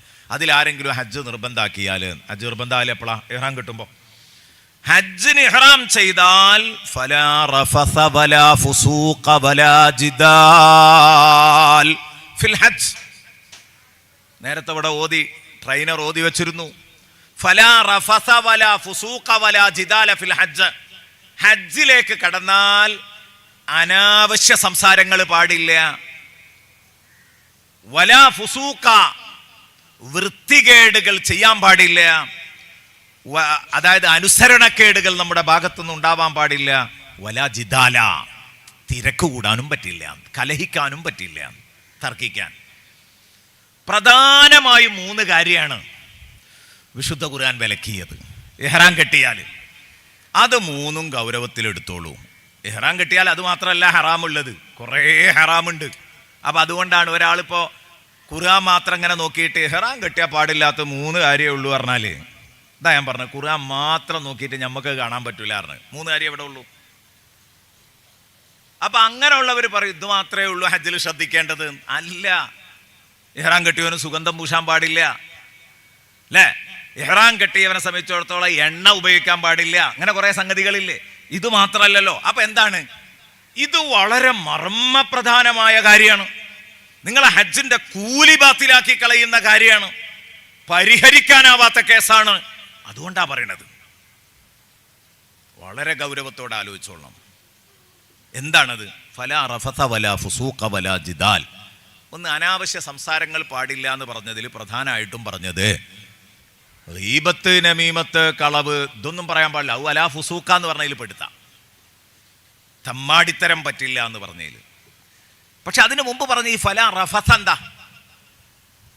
അതിൻ്റെ ഒരു ഉദാഹരണമാണ് ഭാര്യയും ഭർത്താവും ഒരുമിച്ച് ഹജ്ജിന് പോകുന്നവർ. ഇതിലുണ്ടാവും. ഇവർ എയർപോർട്ടിൽ നിന്ന് തുടങ്ങും. സാധേ പറ്റുമെങ്കിൽ ഇന്ത്യ ഓളിയും സീറ്റ് ഒന്നാക്കി തരണം കേട്ടോ പറയും. ഫ്ലൈറ്റിലേ അവിടുന്ന് തുടങ്ങും ഈ സോക്കേട്. അങ്ങനെ ഇഹ്റാം വേളയിൽ ഭാര്യൻ്റെ അടുത്തിരുന്ന് പോകുന്നതിനൊരു കുഴപ്പമില്ല കേട്ടോ. അവളെ സഹായിച്ചുകൊണ്ട്, അവൾ ഭർത്താവിനെ സഹായിച്ചുകൊണ്ട് മുന്നോട്ട് പോകുന്നതിനൊരു കുഴപ്പമില്ല. ഇഹ്റാമിലാണെന്നുള്ള ബോധം വേണം. ഭാര്യയും ഭർത്താവും ആകുമ്പം സെക്സ് ചുവയുള്ള എന്തെങ്കിലും ഒരു സംസാരം വന്നു പോയാൽ റഫസാണ്. ഫലാ റഫസ. സെക്സ് ചുവയുള്ള സംസാരങ്ങൾ, കിന്നാരം പാടില്ല. അങ്ങനെ തന്നെ അതിനർത്ഥം കൊടുത്തിട്ടുണ്ട്. ഫലാ റഫസ, കിന്നാരങ്ങൾ പാടില്ല. ലക്ഷക്കണക്കിന് ഉറുപ്പ്യ മുടക്കി പോകുമ്പോൾ അതാരെങ്കിലും ചെയ്യോ? സുബ്ഹാനല്ലാഹ്, നമുക്കൊക്കെ വരുന്ന പല വോയിസുകളും. അടുത്തൊരാൾ പറഞ്ഞു, ഉംറക്ക് വന്ന ഭാര്യയായിട്ട് അദ്ദേഹത്തിന് വന്ന അപകടം, എന്താ പരിഹാരം എന്ന് പിന്നെ ചോദിക്കുകയാണ്. അപ്പം കിന്നാരങ്ങളൊന്നും അല്ല, അതിനപ്പുറത്തുള്ളതും സംഭവിക്കുന്നു എനിക്ക് മനസ്സിലായി. കിതാബിൽ ഈ പറഞ്ഞതിനൊക്കെ വലിയ അർത്ഥമുണ്ട്. ഫലാ റഫസ വലാ ഫുസൂഖ വലാ ജിദാല ഫിൽ ഹജ്ജ്. അപ്പൊ തൽക്കാലം അത്തരം സംഗതികൾ വർജിക്കന്നെ വേണം. അതിന് ഭാര്യ ഒപ്പല്ലെങ്കിലും വീട്ടിലേക്ക് ഫോൺ ചെയ്ത് ഇങ്ങനെ ചൊല്ലിയാലും വരും. അത് ഒക്കെ ശ്രദ്ധിക്കേണ്ടതാണ്. നമ്മൾ നമ്മുടെ കാര്യങ്ങൾ ശ്രദ്ധിച്ചോളുക. അല്ലെങ്കിലും ഹജ്ജിലേക്ക് കടക്കുന്നതോടുകൂടി വിഷയങ്ങൾ അറിയാൻ ഫോണൊക്കെ ഉപയോഗിക്കേണ്ടി വരും. പക്ഷെ പരമാവധി നല്ലത്, അങ്ങനത്തെ ഹാജിയാക്കന്മാരെ നമ്മൾ പലരെയും കണ്ടിട്ടുണ്ട്. ഹജ്ജക്കാണ്ട് പ്രവേശിച്ച ഫോൺ ഓഫ്, പിന്നെ ഹജ്ജ് കഴിഞ്ഞിട്ടേ ഓണാക്കുള്ളൂ. അവരൊക്കെയാണ് യഥാർത്ഥത്തിൽ മബ്റൂറായ ഹജ്ജ് കിട്ടുന്ന വിഭാഗം. കാരണം അവർ മുടക്കിയ ക്യാഷിനെ കുറിച്ച് അവർ നല്ല ബോധവാന്മാരാ. വെറുതെ ക്യാഷ് കൊണ്ടുപോയി തോട്ടിലെറിയുന്ന പണിയാണ് പലരും എടുക്കുന്നത്. അപ്പൊ ഫലാ റഫസ വലാ ഫുസൂഖ. പിന്നെ വേണ്ടാത്തരങ്ങൾ ഒന്നും പറയും ചെയ്യും ചെയ്യരുത്. അള്ളാഹു വിലക്കിയ തെറ്റുകളൊന്നും ചെയ്യരുത്. അതാ വലാ ഫുസൂഖ എന്ന് പറഞ്ഞത്. തമ്മാടിത്തരങ്ങൾ അരുത്. ഗീബത്ത് പറയാ, നമീമത്ത് പറയാ, കളവ് പറയാ. എവിടെ? ഹജ്ജില്. സഹിക്കോ ഇത്? ഒരിക്കൽ മിനയിലെ തമ്പിൽ ഞാൻ അങ്ങനെ നിൽക്കുമ്പോണ്ട് എൻ്റെ തൊട്ടടുത്ത്, നമ്മുടെ അങ്ങനെയാണല്ലോ മിനയിലൊക്കെ ഒരു ചെറിയൊരു മാറ്റമല്ലേ ഉണ്ടാവുള്ളൂ. അപ്പുറത്ത് പെണ്ണുങ്ങളുണ്ടാവും, ഇപ്പുറത്ത് ആണുങ്ങളുണ്ടാവും. അപ്പം നമ്മളിവിടെ ഇങ്ങനെ കിടക്കുമ്പോൾ തൊട്ടടുത്ത് അപ്പുറത്തുനിന്ന് പ്രായമുള്ള രണ്ട് ഉമ്മാര്, ഇവരെ ചർച്ച അവരുടെ വീട്ടിലുള്ള മകൻ്റെ ഭാര്യമാരെ കുറിച്ചാണ്. എൻ്റെ മകൻ്റെ ഭാര്യ വളരെ മോശമാണ്, ഓളെ കൊണ്ട് ഞാൻ കുടുങ്ങീന്, മിനേന്നായി പറയണത്. നിങ്ങൾ ആലോചിച്ച് നോക്കണം. ഇത് ഞങ്ങളെ മലപ്പുറത്ത് പോയാൽ ഇവിടെ എങ്ങനെയാണ്? ഭർത്താവിൻ്റെ വീട്ടിലാണോ ഭാര്യമാർ നിൽക്കാറുള്ളത്, അതോ ഭാര്യയുടെ വീട്ടിൽ ഭർത്താവോ? എങ്ങനെയുള്ളത്? ഭാര്യൻ്റെ വീട്ടിലാണ്. നിങ്ങൾക്ക് അല്ല, ഭർത്താവിൻ്റെ വീട്ടിലാണ്. അവിടെയാണ് ഈ പ്രശ്നം വരിക. അല്ലാത്തടത്ത് കണ്ണൂർ സിസ്റ്റത്തിൽ അങ്ങനെ വരില്ല. ഭാര്യമാരെ വീട്ടിൽ അങ്ങോട്ട് പോയി നിൽക്കണോടത്ത്, നമ്മളെ മലപ്പുറത്തും ഇങ്ങനെ തന്നെയാണ്. നിങ്ങളിത് സിസ്റ്റാണ്. മരുമക്കത്തായില്ലാത്തടത്ത് ഈ പ്രശ്നങ്ങൾ ഇങ്ങോട്ട് ഇങ്ങനെ പറയാണ്. അപ്പം മറ്റേ പെണ്ണ് അതിലേറെ ഉഷാറായിട്ട്, എൻ്റെ മരുവൾ അത്രയല്ലേ ഉള്ളൂ, എൻ്റെ മരുവൾ അങ്ങനെ അല്ല കേട്ടോ, അതിലൊക്കെ എത്രയോ സ്ട്രോങ് ആണ്. ഞാൻ വിളിച്ചു ഉപദേശിച്ചു. പിന്നീട് അത്തരം സംസാരങ്ങൾ ഉണ്ടായില്ല. ഹജ്ജ് ബാത്തിലാക്കുന്ന പണിയല്ലേ ഇത്? പൊരേന്നോ പോകോളും പറഞ്ഞു. ഇനി അവിടെ പോയി മിനേന്നും പറയണോ? അതും അവിടുന്ന് കണ്ട ഒരു കൂട്ടുകാരിയോടായി പറയണത്. ഹജ്ജിലെ 1.5 മാസക്കാലത്തെ ബന്ധത്തിലാണ് ഈ പറയുന്നത്. ഗീബത്തിനെ പറ്റി മുത്തുനബി പറഞ്ഞത്, അൽ ഗീബത്തു അശദ്ദു മിൻ 30 സന്യ. ഒരു ഗീബത്തിന്, ഒരു പരദൂഷണം പറയുന്നതിന് 30 വ്യഭിചാരത്തെക്കാൾ കടുപ്പമുണ്ടെന്ന് മുഹമ്മദുനിൽ മുസ്തഫ. ഈ സദസ്സിലുള്ളവർ എല്ലാവരും അല്ലെങ്കിൽ ഭൂരിഭാഗവും അല്ല, എല്ലാവരും എന്ന് തന്നെ പറയാം. വ്യഭിചരിച്ചിട്ടുണ്ടോ എന്ന് ചോദിച്ചാൽ ഇല്ല എന്നായിരിക്കും ഉത്തരം. മോഷ്ടിച്ചിട്ടുണ്ടോ എന്ന് ചോദിച്ചാൽ ഇല്ല എന്നായിരിക്കും ഉത്തരം. മദ്യപിച്ചിട്ടുണ്ടോ എന്ന് ചോദിച്ചാൽ ഇല്ല എന്നായിരിക്കും ഉത്തരം. ഗീബത്ത് പറഞ്ഞിട്ടുണ്ടോ എന്ന് ചോദിച്ചാൽ ഇല്ല എന്ന് പറയാൻ പറ്റുന്ന ഒരാളെങ്കിലും, സോറി ആരെങ്കിലും ഉണ്ടെങ്കിൽ എന്നോട് ക്ഷമിക്കണം കേട്ടോ, ഉണ്ടാവില്ല എന്നാണ് എൻ്റെ വിശ്വാസം. നിങ്ങളെ പറയല്ല, എനിക്ക് പറയാൻ ധൈര്യമുണ്ടോ? ഞാൻ എൻ്റെ ജീവിതത്തിൽ അറിഞ്ഞുകൊണ്ട് ഒരാളെ ഞാൻ ദുഷിപ്പ് പറഞ്ഞിട്ടില്ല. ഇമാമുന ശാഫിഈ റളിയല്ലാഹു അൻഹു.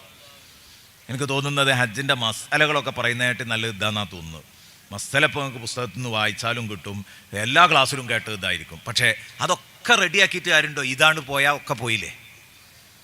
ഗീബത്ത്, നമീമത്ത്, കളവ്, ഫസാദ് ഇതൊന്നും ഇഹ്റാം കെട്ടിയിട്ട് പറയല്ല.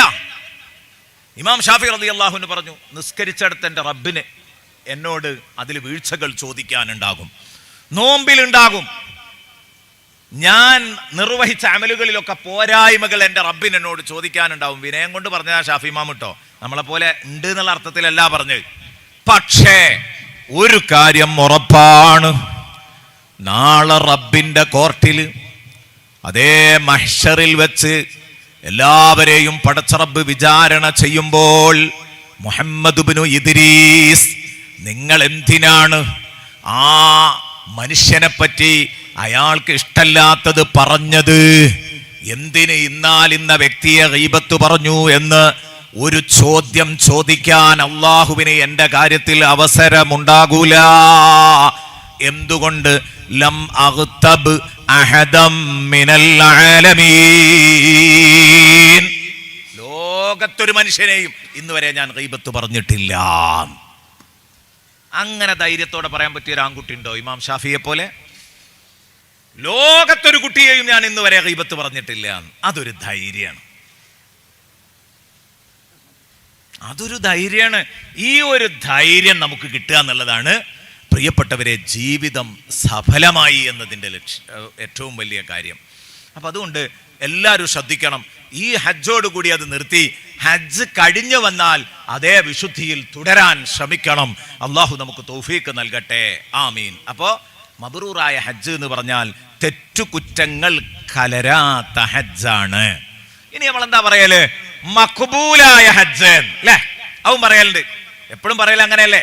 മഖ്ബൂലും മബ്റൂറും ആവാൻ ദ്വാരക്കണം. മബ്റൂറിന്റെ അർത്ഥം കിട്ടി, ഗുണമൊത്ത ഹജ്ജ്. ഗുണമൊത്ത ഹജ്ജ് എന്നാൽ ഒരു തെറ്റും ആ ഹജ്ജിൽ സംഭവിച്ചിട്ടില്ല, നല്ലത് മാത്രമേ ഉള്ളൂ, ബിർറ് മാത്രമേ ഉള്ളൂ, അതാണ് മബ്റൂർ.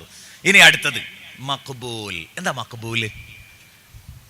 നമ്മളെ ഹജ്ജ് മഖ്ബൂൽ ആയോ അല്ലേന്ന് എങ്ങനെ അറിയാം? ഇതൊന്നും ഞാൻ പറയല്ലോ കേട്ടോ, ഈലാഹിൽ തുടക്കത്തിൽ എഴുതിയത് ഇതാണ്. എനിക്ക് തോന്നുന്നു ഈ മുഖദ്ദിമാത്ത് തന്നെ മതി ഇമാം നവവിയുടെ. ഒരാളുടെ ഹജ്ജ് ശരിയാകാൻ, പ്രത്യേകിച്ച് സാധുക്കളായ സാധാരണക്കാർക്കൊക്കെ ഈ മുഖദ്ദിമ മതി ഹജ്ജ് ശരിയാകാൻ. അതിലുണ്ട് എല്ലാം. മഹാനവറുകൾ പറയാണ്, ഹജ്ജ് കബൂലായി എന്നതിന്റെ ലക്ഷണം വമിൻ അലാമാത്തിൽ ഖബൂൽ അൻ യർജിഅ ഖൈറൻ മിമ്മാ കാന ഫീഹി വലാ യുആവിദുൽ മആസി. ദാ പരിഹാരം പറയുന്നത്, നിങ്ങളെ ഹജ്ജ് മബ്റൂറായോ? നിങ്ങളൊക്കെ ഓരോരുത്തരും ഹജ്ജിന് പോകുന്നത് പ്രൈവറ്റ് ഗ്രൂപ്പിൽ പോകുന്നവരുണ്ടാകും, അതുപോലെ തന്നെ ഗവൺമെൻറ് ഗ്രൂപ്പുകളിൽ പോകുന്നവരുണ്ടാകും, സർക്കാർ ഹാജിമാരുടെ കൂട്ടത്തിൽ പോകുന്നവരുണ്ടാവും, ഒക്കെ ഉണ്ടാവും. നിങ്ങൾ സർക്കാരിലാ പോണ്? എത്ര റുപ്യ കൊല്ലം? 392. അതെ അതെ, ഓക്കെ. അതായത് 4 ലക്ഷം രൂപയാണ്.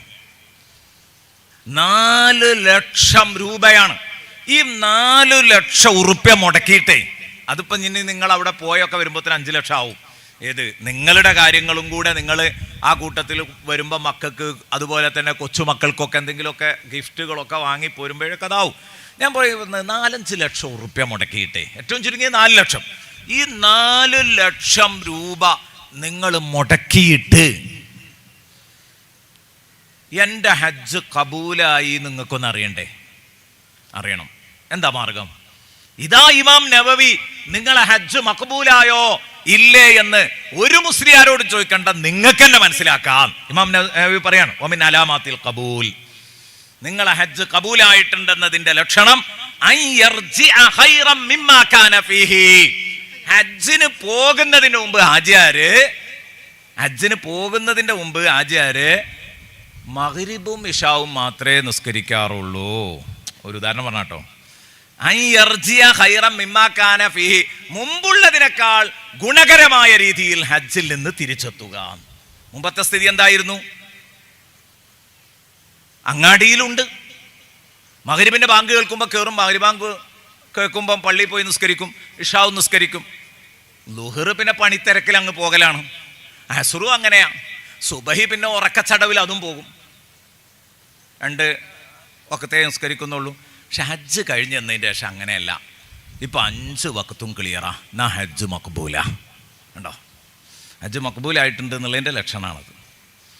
മുമ്പുള്ളതിനേക്കാൾ എന്തെങ്കിലും ഒരു പുരോഗതി. അപ്പോൾ നേരത്തെ തന്നെ 5 വക്ത് നിസ്കരിക്കുന്നവനാണെങ്കിലോ ആ ചോദ്യം ചോദിക്കാൻ പെടായിരിക്കും കരുതണോലുണ്ടാവും.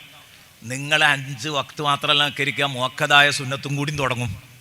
അപ്പോഴാണ് നിങ്ങളെ ഹജ്ജ് മക്ബൂലാകുക. അതല്ലേ ആ പറഞ്ഞത് എത്ര ക്ലിയർ ആണ്. 5 വക്ത് നിസ്കരിക്കണം എന്നല്ല പറഞ്ഞത്. പൂർവസ്ഥിതിയേക്കാൾ മെച്ചപ്പെട്ട് മടങ്ങി വരണം. അപ്പൊ മുമ്പ് അദ്ദാദ് റാത്തീബ് ചെല്ലലില്ലേനി, ഇപ്പൊ ചെല്ലലുണ്ട്. ഹജ്ജ് കഴിഞ്ഞ് വന്ന് നോക്കുമ്പോ ചെല്ലുന്നുണ്ട്. മുമ്പ് മങ്കൂസ് മൗലിദ് എല്ലാവരും ഉണ്ടായിരുന്നു. തിങ്കളാഴ്ച രാവ് ഞങ്ങളെ പള്ളിയിലൊക്കെ ഉണ്ട്, മുണ്ടമ്പ്ര പള്ളിയിലൊക്കെ ഉണ്ട്.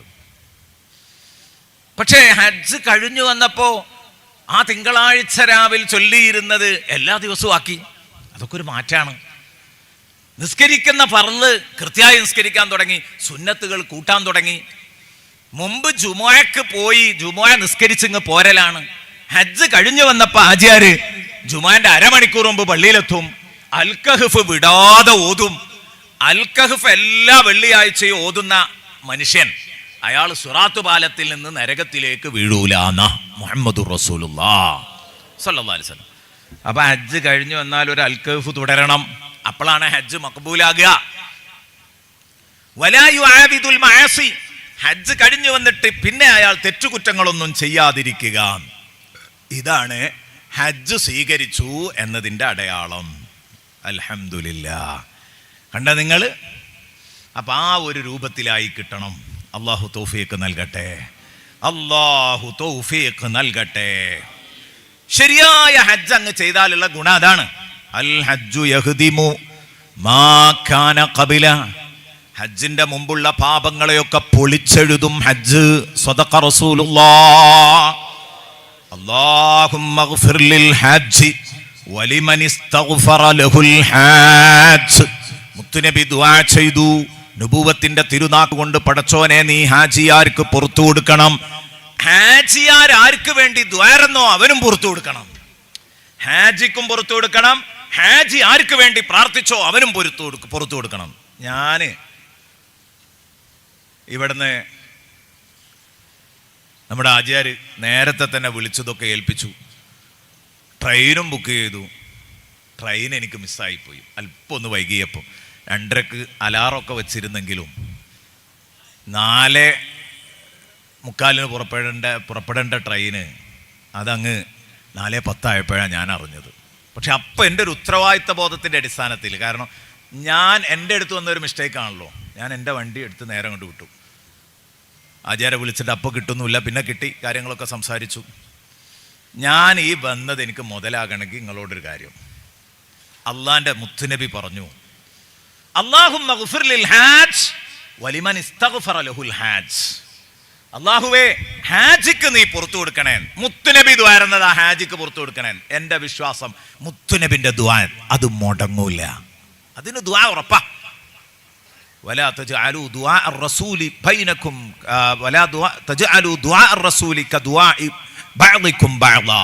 മുത്തുനബി സല്ലല്ലാഹു അലൈഹി വസല്ലം തങ്ങളെപ്പറ്റി ഖുർആൻ പറഞ്ഞു, മുത്തുനബിയുടെ ദുആ നിങ്ങളിൽ ചിലരോട് പറയും പോലെ മുത്തുനബി പടച്ചോനോട് പറയുന്നതിനെ നിങ്ങൾ ആക്കരുതേ. 3 അർത്ഥം ഉണ്ട് അതിലൊരർത്ഥമാണത്.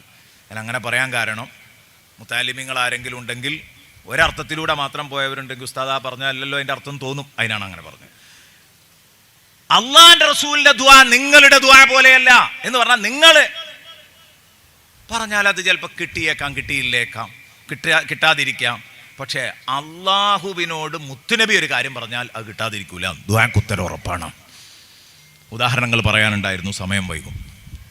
അങ്ങനെയൊക്കെ പറഞ്ഞു പോകണമെങ്കിൽ ഒരു 4-5 ദിവസമെങ്കിലും ഹജ്ജ് ക്ലാസ് എടുക്കണം. എന്നാൽ ഇതൊക്കെ ശരിക്ക് തലയെ കയറ്റാൻ പറ്റും, ഉറപ്പാണ്. അപ്പം ഞാൻ പറഞ്ഞു വരുന്നത്, മുത്തുനബി ആയിരുന്ന ഉത്തരം ഉറപ്പാണ്. അപ്പം നിങ്ങൾക്ക് എന്തായാലും പഠിച്ചോൻ പുറത്തു വരും. അല്ലാഹുമ്മ ഉഫിർലിൽ ഹാജ് നബി തങ്ങൾ ദ്വാരുന്നതാണ്. ആചാര്യർക്ക് പുറത്തു കൊടുക്കണേ, അജുമൊക്കെ പുറത്തു കൊടുക്കണേ. പക്ഷെ ആ കൂട്ടത്തിൽ നബി പറഞ്ഞു വലിമൻ ഇസ്തഗ്ഫറ ലഹുൽ ഹാജു, ഹാജിയാർ ആർക്ക് വേണ്ടി ദ്വാരുന്നോ അവർക്കൊക്കെ പുറത്തു കൊടുക്കണേ. അപ്പോൾ ഇത്രയും ദൂരം പിന്നിട്ട് യാത്ര ചെയ്തു വന്ന് നിങ്ങൾക്ക് ക്ലാസ് എടുത്ത എനിക്ക് വേണ്ടി നിങ്ങൾ ദ്വാരക്കണം. ഇതാണ് എനിക്ക് പറയാനുള്ളത്. അള്ളാഹു തൗഫീക്ക് നൽകട്ടെ. ഇത് സംഘടിപ്പിച്ച ഈ വിമൻസ് കോളേജിന്റെ അതോറിറ്റിക്ക് വേണ്ടി നിങ്ങൾ ദ്വാരക്കണം. ഇവിടുത്തെ ഉസ്താദുമാർക്ക് വേണ്ടി ദ്വാരക്കണം. ഇതിന്റെ സംഘാടകർക്ക് വേണ്ടി ദ്വാരക്കണം. ഇവിടെ നിങ്ങൾക്ക് മനസ്സാ വാച കർമ്മണ എന്തൊക്കെ ഹിദമ ആരൊക്കെ ചെയ്തോ ഈ സ്റ്റേജിൽ ഇരിക്കുന്ന ഉസ്താദുമാര്, പ്രധാനപ്പെട്ട വ്യക്തികൾ, ഇവർക്ക് വേണ്ടിയൊക്കെ ദ്വാരക്കണം. ഇത് മുത്തുനബിയുടെ ദ്വാ ആണ്, തട്ടൂല. അപ്പൊ നിങ്ങൾ ഒന്ന് ദ്വാരുന്നാൽ ഞങ്ങൾക്ക് കിട്ടും. ഇത് ശ്രദ്ധിക്കേണ്ട ഒരു കാര്യം തന്നെയാണല്ലോ. നബി സല്ലല്ലാഹു അലൈഹി വസല്ലമ തങ്ങൾ ഹാജിയുടെ ബഹുമാനം പറയുമ്പോൾ മുത്തുനബി പറഞ്ഞു, അള്ളാഹു ഒരിക്കൽ പറയുകയുണ്ടായി, മുത്തുനബിയോട് പറയുകയുണ്ടായി, ഇന്ന അബ്ദൻ സഹഹ്തു ലഹു ജിസ്മഹു വവസ്സഅതു അലൈഹി ഫിൽ മഈഷ. എൻ്റെ ഒരടിമക്ക് ഞാൻ നല്ല ആരോഗ്യം നൽകി, നല്ല ഹൈറും ബറക്കത്തും ജീവിത മാർഗത്തിൽ അവന് നൽകി എന്ന് പറഞ്ഞാൽ നല്ല വരുമാനവും കാര്യമൊക്കെ ഉണ്ട്, പൈസയുണ്ട്, ആരോഗ്യമുണ്ട്, പൈസയുണ്ട്. തംളി അലൈഹി ഹംസത്തു അഴ്വാം, 5 കൊല്ലം ആ മനുഷ്യന്റെ മേൽ അങ്ങ് കടന്നു പോവുകയാണെങ്കിൽ ലാ യഫിദു ഇലയ്യ, അവൻ എന്നിലേക്ക് തീർത്ഥാടനം നടത്താതെ എന്റെ ഹറമിൽ വരാതെ 5 കൊല്ലത്തിലൊരിക്കൽ കഴിവുള്ളവൻ ഹജ്ജ് ചെയ്യാതിരുന്നാൽ ഫഹുവ മഹ്റൂം, അവൻ ഭാഗ്യദോഷിയാണ്. സ്വദഖ റസൂലുള്ളാഹി. ഒന്ന് ശ്രദ്ധിച്ചു നോക്കുക അതിന്റെ കടുപ്പം. ഞാൻ നല്ല ആരോഗ്യം കൊടുത്തു, കാരണം തടിയോണ്ട് നല്ലോണം കഴിയണവനെ ഹജ്ജ് ചെയ്യാൻ കഴിയുള്ളൂ. അത് പോയി എന്ന് ഞങ്ങൾ പറയും. എന്ത് പണ്ട് നമ്മൾ മദ്രസയിൽ നിന്ന് പഠിച്ചിരുന്നു, തടിയാലും വഴിയാലും മുതലാലും നിലേ. ഹജ്ജിന് കഴിവുള്ള ആളെ പറ്റി പറയുമ്പോൾ തടിയാലും വഴിയാലും മുതലാലും എന്ന് പഠിച്ചു. എന്ത് ഈ തടിയാൽ എന്ന് പറഞ്ഞത് പോയി എന്നാ പറയും, മുതലാല് മാത്രം പോരായിരുന്നോ? അല്ല. നമ്മളെ കൂട്ടത്തിൽ പലരും മുടക്കാചരക്കുകളായിട്ടാണ് ഹജ്ജിന് അപേക്ഷിക്കല്. അങ്ങനെയല്ല, ഇത് ആരോഗ്യമുള്ള സമയത്ത് ചെയ്യേണ്ടതാ. പോകാത്ത ആളുകൾ ഇവിടെ വന്നിട്ടുണ്ടാവും, ഹാജിമാരുടെ കൂടെ വന്ന അതിഥികൾ ഉണ്ടാകും. അവരോട് ഞാൻ പറയാണ്, വൈകിപ്പിക്കരുത്. ഹജ്ജ് ഏറ്റവും ലാസ്റ്റ് ചെയ്യാനുള്ള സംഗതിയല്ല, അതൊന്നും നല്ല ശീലവുമല്ല. ഒരാളോട് ഒരിക്കൽ എന്താ ആചാര്യം ഹജ്ജ് ചെയ്യാത്ത, അയാൾക്ക് നല്ല വരുമാനവും നല്ല ചുറ്റുപാടും ഒക്കെ ഉണ്ട്. അപ്പോൾ വയസ്സ് 50 ഉസ്താദേ ആയിട്ടുള്ളൂ. ഇയാൾക്ക് ആരോ ഉറപ്പ് കൊടുത്തതുപോലെ ഇത്ര കാലം ജീവിക്കും. അപ്പം ഞാൻ ചോദിച്ചു, എന്ത് ദീർഘായുസ് കിട്ടുകയാണെങ്കിൽ ഹജ്ജ് ചെയ്തിട്ട് ദീർഘായുസ് കിട്ടൂലേ? അപ്പം അയാൾ പറഞ്ഞു, ദീർഘായുസ് കിട്ടുമ്പോൾ ഉസ്താദേ ഇഞ്ഞും ചില, അയാളുടെ ഭാഷയാണ് കേട്ടോ, അയാളുടെ ഭാഷ പറഞ്ഞു, ചില കറാമ്പുറപ്പുകളൊക്കെ ഇഞ്ഞും ഞാൻ കാട്ടും. അപ്പം ഒക്കെ കഴിഞ്ഞിട്ട് ലാസ്റ്റ് പോയി പൊറപ്പിക്കുക നല്ലതെന്ന്. ഇങ്ങോട്ടാണ് മരിക്കണം എന്നാ മൂപ്പരെ പൂതി. ഒന്ന് ആലോചിച്ച് നോക്കിയാൽ നമ്മളെ നാട്ടിലുള്ള, നമ്മളെ ഭാഗത്തുള്ള ഒരാൾ അതാ കറാമ്പെറുപ്പ് പറഞ്ഞത്. നിങ്ങളെ ഇവിടെ ചിലപ്പോൾ തിരിഞ്ഞോളണമെന്നില്ല, വികൃതികൾക്കൊക്കെ പറയുന്ന ഒരു പ്രയോഗമാണ്. അപ്പം ഞാൻ എന്തെങ്കിലുമൊക്കെ പോക്കനക്കേടുകൾ കാണിക്കും. അപ്പം അത് പിന്നെയും വന്നാൽ കുഴപ്പമില്ലേ? അപ്പം ലാസ്റ്റ് പോയിട്ടൊക്കെ ഒരു പൊറുപ്പിക്കൽ, കഴുകി വൃത്തിയാക്കി മൂപ്പർക്ക് പിന്നെ വന്നിട്ടാണ് മരിക്കണം. അതാ മൂപ്പരെ കാഴ്ചപ്പാട്. അതിന് എത്ര കാലം കിട്ടുന്നാ കരുതുന്നത്? എത്ര കാലം നമുക്ക് അവധിയുണ്ടെന്നാ നമ്മൾ കരുതിയത്? അരുത്, നീട്ടി വെക്കരുത്. മരിക്കുന്നതിന് മുമ്പ് എപ്പോഴെങ്കിലും ചെയ്താൽ മതി, അത് ശരിയാണ്. വയസ്സിലൊരിക്കൽ ചെയ്യേണ്ടതുള്ളൂ. പക്ഷെ എന്തുറപ്പുണ്ട് കിട്ടും. അതുകൊണ്ട് വേഗം ചെയ്യാൻ വേണ്ടത്. മാത്രമല്ല, കഴിവുള്ളവർ, നല്ല സാമ്പത്തിക ആസ്തിയുള്ളവർക്ക് ഇത് പറ്റുള്ളൂ കേട്ടോ. വലിയ ബിസിനസ്സുകാരൊക്കെ നിങ്ങൾ കാണുന്നുണ്ടാവും, ഇടക്കിടക്ക് ഇങ്ങനെ പോകും ഹജ്ജിനും ഉംറക്കും അല്ലേ. അപ്പൊ ഇപ്പുറത്തുനിന്ന് ഒരുത്തങ്ങനെ പറയും, ഇപ്പുറത്ത് നിന്ന് ഒരുത്തനിങ്ങനെ പറയും, ഇയാള് വെറുതെ പൊങ്ങച്ചത്തിനാണ് ഈ ഹജ്ജിന് പോണത്, ഉംറക്ക്. അല്ലെങ്കിൽ എന്തിനാ ഈ കൊല്ലം ഉംറക്ക് പോകുന്നത്? എന്തിനാ ഇടക്കിടക്ക് ഹജ്ജിന് പോകുന്നത്? ഇവിടെ ഈ നാട്ടിൽ, ഈ മഹല്ലിൽ റേഷൻ വാങ്ങാൻ ഗതിയില്ലാത്ത എത്ര ആളുകളുണ്ട്. കുട്ടികളെ കെട്ടിക്കാൻ വിഷമിക്കുന്ന എത്ര ആളുകളുണ്ട്. ഒരു കുട്ടിനെ കെട്ടിക്കാൻ കൊടുത്തൂടെ ഈ കാശ്? വീടില്ലാത്തവനൊരു വീട് വെച്ച് കൊടുത്തൂടെ? ഇതൊക്കെ അങ്ങനെ പറഞ്ഞ് കേട്ടാ തോന്നും ഇയാൾ ആകെ വീട് വെച്ച് കൊടുക്കലാണ്. ഇയാൾ ഒരു വീടും ആർക്കും കൊടുത്തിട്ടില്ല, ഒരു കുട്ടിനെയും കെട്ടിച്ചിട്ടില്ല. മറ്റേ ആൾ കുട്ടികളെ കെട്ടിക്കുമ്പോൾ അതിനും സഹായിക്കും, വീട് വെക്കുമ്പോൾ അതിനും സഹായിക്കും. പക്ഷെ മൂപ്പര് ഹജ്ജിനും ഉംറക്കും പോവും. അത് കാണുമ്പോൾ ഇയാൾക്ക് ഏതാണ്? അസൂയാണ്. അതതിൻ്റെ കാരണം. ഞാൻ അവിടെ ഒന്ന് ചിന്തിക്കണം. ഇമാം ഇബ്നു ഹജർ റളിയല്ലാഹു അൻഹു പറയുന്നു, സുന്നത്തായ ഹജ്ജ്, നിർബന്ധമായ ഹജ്ജിൽ ഇപ്പോൾ തർക്കമല്ലല്ലോ, സുന്നത്താണല്ലോ ഇപ്പോൾ ഈ മടക്കി ചെയ്യുക. സുന്നത്തായ ഹജ്ജ് ചെയ്യലാണോ സുന്നത്തായ സ്വതക്ക കൊടുക്കലാണോ കൂടുതൽ അഫ്ളൽ എന്ന് ചർച്ച ഉണ്ട്. ഇബ്നു ഹജറിനിൽ ഹൈതമി റഹ്മത്തുള്ളാഹി അലൈഹി പറഞ്ഞു, സുന്നത്തായ ഹജ്ജിനാണ് കൂടുതൽ പ്രതിഫലം. നമ്മൾ വിഷയം അറിയാതെ വെറുതെ ആക്രമിക്കരുത്. മാത്രമല്ല, ഞാനതിൽ കാണുന്ന ഏറ്റവും വലിയ സംഭവം, അങ്ങനെ ഹജ്ജിനും ഉംറക്കൊക്കെ പോണോലോ ഒരു കുറേയൊക്കെ ചാരിറ്റി നടത്തുന്നുണ്ട്, മറ്റേയാൾ ഒന്നും ചെയ്യണില്ല, വെറുതെ ആളായി വർത്താനം പറയണുള്ളൂ. അയാൾക്ക് ചാരിറ്റി ഇല്ല, ഹജ്ജും ഇല്ല, ഉംറയില്ല, ഇയാൾ പീഡികക്കൊലായിൽ ഇരുന്നിട്ട് വർത്താനം മാത്രമേ ഉള്ളൂ. ഇത് തലമറന്ന് എണ്ണ തേക്കുന്ന ആളാണ്. തീക്കൊള്ളി കൊണ്ട് മണ്ട ചൊറിയുക എന്ന് പറയുന്ന പരിപാടി അത് അരുത്, ചെയ്യാൻ പാടില്ല എന്ന് കൂട്ടത്തിൽ ഉണർത്തുകയാണ്. സമയം കിട്ടൂല എന്ന് കരുതിയിട്ടാണ് പ്രിയപ്പെട്ട കൂട്ടുകാരെ അങ്ങനെ പറയുന്നത്. അപ്പൊ അതുകൊണ്ട് ഈ ഒരു ബോധത്തോടു കൂടി ആയിരിക്കണം. ഹജ്ജ് എന്ന് പറഞ്ഞാൽ വലിയൊരു അമലാണ് എന്ന ബോധത്തോട് കൂടി ആയിരിക്കണം നമ്മൾ അതിലേക്ക് പുറപ്പെടേണ്ടത്. പുറപ്പെട്ടു കഴിഞ്ഞാൽ പിന്നെ നമ്മളിൽ നിന്ന് ഒരു തെറ്റും കുറ്റവും ഒന്നും ഹജ്ജിന്റെ വേളയിൽ വരരുത്. വലാ ജിദാല, അതിന് നല്ല സ്ഥാനം നൽകിയിട്ടുണ്ട്. വലാ ജിദാല ഫിൽ ഹജ്ജ്, തിരക്ക് കൂടരുത്, കശപിശയുണ്ടാക്കരുത്, കലഹിക്കരുത്. കാരണം ഹജ്ജ് ഒറ്റക്ക് നിർവഹിക്കാൻ പറ്റൂല, കൂട്ടായിട്ടേ നിർവഹിക്കാൻ പറ്റുള്ളൂ. ഹജ്ജിൽ അറഫയിൽ പോയി നമ്മൾ ഒറ്റക്കാവൂലല്ലോ, മിനയിൽ നമ്മൾ ഒറ്റക്കാവൂലല്ലോ, ത്വവാഫിൽ നമ്മൾ ഒറ്റക്കാവൂലല്ലോ. കൂട്ടായിട്ടാണ് ആരാധന പലപ്പോഴും വരിക. അപ്പൊ ഈ കൂട്ടായ ആരാധനയിൽ സാമൂഹ്യ പെരുമാറ്റങ്ങൾ അറിയണം. റൂമില് എന്തൊരു പ്രശ്നങ്ങളാ ഉണ്ടാക്കുക നിങ്ങള്. ബാത്റൂം ഉപയോഗിക്കുന്നിടത്ത് തല്ല്. ഹജ്ജിന് പോയിട്ട് റൂമിൽ നിന്ന് തല്ലി നല്ല പരിക്കേൽക്കുന്ന വിധം തല്ലി. ആരാ തല്ലണ്? ഒരിക്കൽ കേട്ടപ്പോൾ എനിക്ക് തോന്നി ഒരു 30-35 വയസ്സുള്ളവരായിരിക്കും തല്ലിയത്. ചെന്ന് നോക്കുമ്പോൾ എണീറ്റിക്കാൻ പറ്റാത്ത 2 വാപ്പാരാ തമ്മിൽ തച്ചത്. ഹജ്ജിന് വന്നിട്ട് ഹറമിൻ്റെ ഉള്ളിൽ നിന്നാ തല്ല്. റൂമുകളൊക്കെ പലപ്പോഴും ഹറമിൻ്റെ പരിധിയിലാണ് ഉണ്ടാവുക. അപ്പം ആ ഹറമെന്ന് തല്ലുകൂടിയാൽ എത്ര ഗൗരവമുള്ള കാര്യമാണ്. അപ്പോൾ ഈ ഒരു പരസ്പരം സഹിച്ചും പൊരുത്തപ്പെട്ടും പരിചയമില്ലാത്തവർക്ക് യാത്രയിൽ കിടക്കുന്നിടത്ത് പ്രശ്നം. അത് മിനയിലൊക്കെയാണ് നല്ലോണം അനുഭവപ്പെടുക. മിനയിൽ എന്ന് പറഞ്ഞാൽ ഇപ്പോഴൊക്കെ നല്ല സൗകര്യങ്ങളായിട്ടുണ്ട് കേട്ടോ. ഇപ്പം ബെഡ് ഉണ്ട്, കിടക്കാൻ എല്ലാ സൗകര്യങ്ങളും ഉണ്ട് മിനയിൽ. പഴയ കാലത്ത് അങ്ങനെയല്ലല്ലോ. ശരിക്കൊന്നും മലർന്ന് കിടക്കാൻ പറ്റില്ല, ചെരിഞ്ഞേ കിടക്കാൻ പറ്റുള്ളൂ. മലർന്ന് കിടന്നാൽ മറ്റൊന്ന് കഴിയില്ല. അത്ര സ്പേസേ നൽകിയിരുന്നുള്ളൂ. സുബ്ഹാനല്ലാഹ്. അപ്പൊ അവിടെയൊക്കെ നമ്മൾ തിരക്കല്ല, എന്നെ ശല്യം ചെയ്യല്ല, വൃത്തികെട്ട വാക്കുകൾ വിളിക്കുക, ഇതൊന്നും ഒരിക്കലും ഉണ്ടാവാൻ പാടില്ല. ഞാനൊരിക്കൽ ഒരു ഹാജി പറയുന്നത് നേരിട്ട് കേട്ടതാ. എന്താണില്ലേ ഈ ഹജ്ജ് എന്ന് പറഞ്ഞ കഷ്ടപ്പാടാലേ എന്ന് ഒരാൾ ഇങ്ങനെ പറഞ്ഞു. അപ്പോൾ മറ്റവൻ പറഞ്ഞു, മറ്റേ ആൾ പറയണം അജരാണ്, സുപ്രായമുള്ള ആളാണ്. അപ്പോൾ പറഞ്ഞു, എടാ അത് പറഞ്ഞിട്ട് കാര്യമില്ല, എൻ്റെ അയമൂട്ടിക്ക് അള്ള കുറച്ച് ബർക്കത്ത് കൊടുത്താൽ അപ്പോൾ ഈ കുണ്ടാമണ്ടിക്കൊക്കെ കാരണം. ഇയാളൊക്കെ ഹജ്ജിന് പറഞ്ഞേച്ചാ മോനെ, നിങ്ങളൊന്ന് ആലോചിച്ച് നോക്കി. എൻ്റെ അയമൂട്ടിക്ക് മോനെ പറ്റിയായി പറയണത്. ഓൻ അള്ള കുറച്ച് ബർക്കത്ത് കൊടുത്തോണ്ടല്ലേ ഞാൻ ഹജ്ജിന് പോരേണ്ടി വന്നത്, അതുകൊണ്ടല്ലേ എനിക്കിവിടെ ഈ കഷ്ടപ്പാടൊക്കെ സഹിക്കേണ്ടി വന്നത്, മിനയിലേ ബുദ്ധിമുട്ട് സഹിക്കേണ്ടി വന്നത്. അയാളെ കാശ് മുടക്കി ഹജ്ജിന് പറഞ്ഞേച്ചാ മകൻ അത് കേൾക്കുകയാണെങ്കിൽ ഒന്ന് ആലോചിച്ച് നോക്കുങ്ങൾ. വിഷയത്തിന്റെ ഗൗരവം അറിയാത്തത് കൊണ്ടാണ്. ഹിദ്മ ചെയ്യുന്ന ഉസ്താദുമാരോട് പോലും തട്ടിക്കയറുന്ന ഹാജിമാരുണ്ട്, ഹജ്ജുമ്മമാരുണ്ട്. അവർക്ക് വേണ്ടി ഹിദ്മ ചെയ്യുന്ന, ഒന്ന് കഴിഞ്ഞ് രണ്ടാമത്തതിനപ്പം ചോദിക്കും, അല്ലേ മുസ്ലിയാരെ നിങ്ങൾ കൂടുതൽ പറയൊന്നും വേണ്ട, നിങ്ങളെ ഹജ്ജ് നമ്മളെ കാശുമലാറി. അങ്ങനെ പറയാം, നേരിട്ടാണ് പറയും, നിങ്ങളെ ഹജ്ജ് നമ്മളെ കാശുമലാണോ. നല്ല ബോധ. നിങ്ങളൊന്ന് ആലോചിച്ച് നോക്ക്. തിരക്കുണ്ടാക്കരുത്, കലഹം ഉണ്ടാക്കരുത് എന്ന് ഖുർആൻ പ്രത്യേകം പറഞ്ഞു. കാരണം കലഹത്തിനുള്ള സാധ്യത വളരെ കൂടുതലാണ്. വലാ ജിദാല ഫിൽ ഹജ്ജ്. ഭാര്യയും ഭർത്താവും ഹജ്ജിന് ഒരുമിച്ച് പോകുമ്പോൾ എന്തൊരു സന്തോഷം അറിയാമോ. വരുമ്പോഴേക്ക് ത്വലാഖായ കേസുകൾ വരേണ്ടത്. ഇതൊന്നും ഞാൻ വെറുതെ പറയല്ല.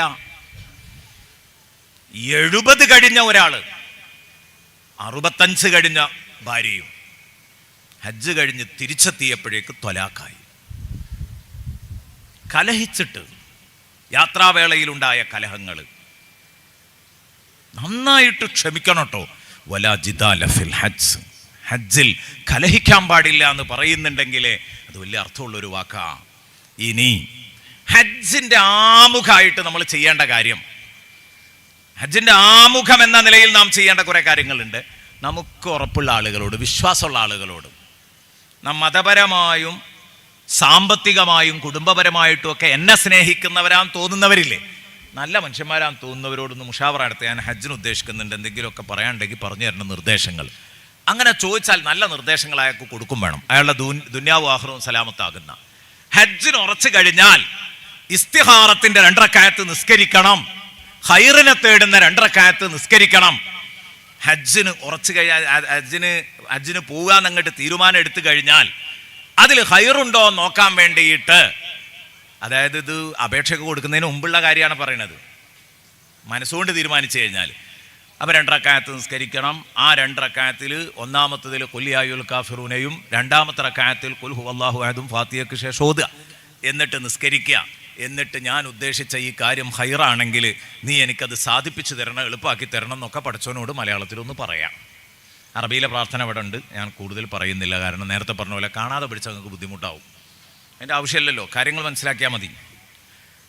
കാര്യങ്ങൾ ഖൈറാണെങ്കിൽ ഇക്കൊല്ലം എളുപ്പമാക്കണേ, ഇത് അപേക്ഷ കൊടുക്കുന്നതിന് മുമ്പ് ചെയ്യണ്ട. ആ ഘട്ടമൊക്കെ അപ്പം പിന്നിട്ടൂലേ, വെറുതെ സമയം കളയണ്ടല്ലോ. അതും കഴിഞ്ഞു. പിന്നീട് പോകാൻ ഉറപ്പിച്ചു കഴിഞ്ഞാൽ, പോകുകയാണ് എന്നുറപ്പിച്ചു കഴിഞ്ഞാൽ ആദ്യം ചെയ്യേണ്ടത് മുന്നേ ചെയ്തു പോയ പാപങ്ങൾക്കൊക്കെ മനസ്സറിഞ്ഞ് ഖേദിക്കാം. ഒരർദ്ധരാത്രി, പല അർദ്ധരാത്രികൾ ഹജ്ജിന് പോകുന്നതിന് മുമ്പ് എഴുന്നേറ്റിട്ട് ആരെയൊക്കെ ദ്രോഹിച്ചിട്ടുണ്ടോ ഓർത്തെടുത്ത് പൊട്ടിക്കരയണം.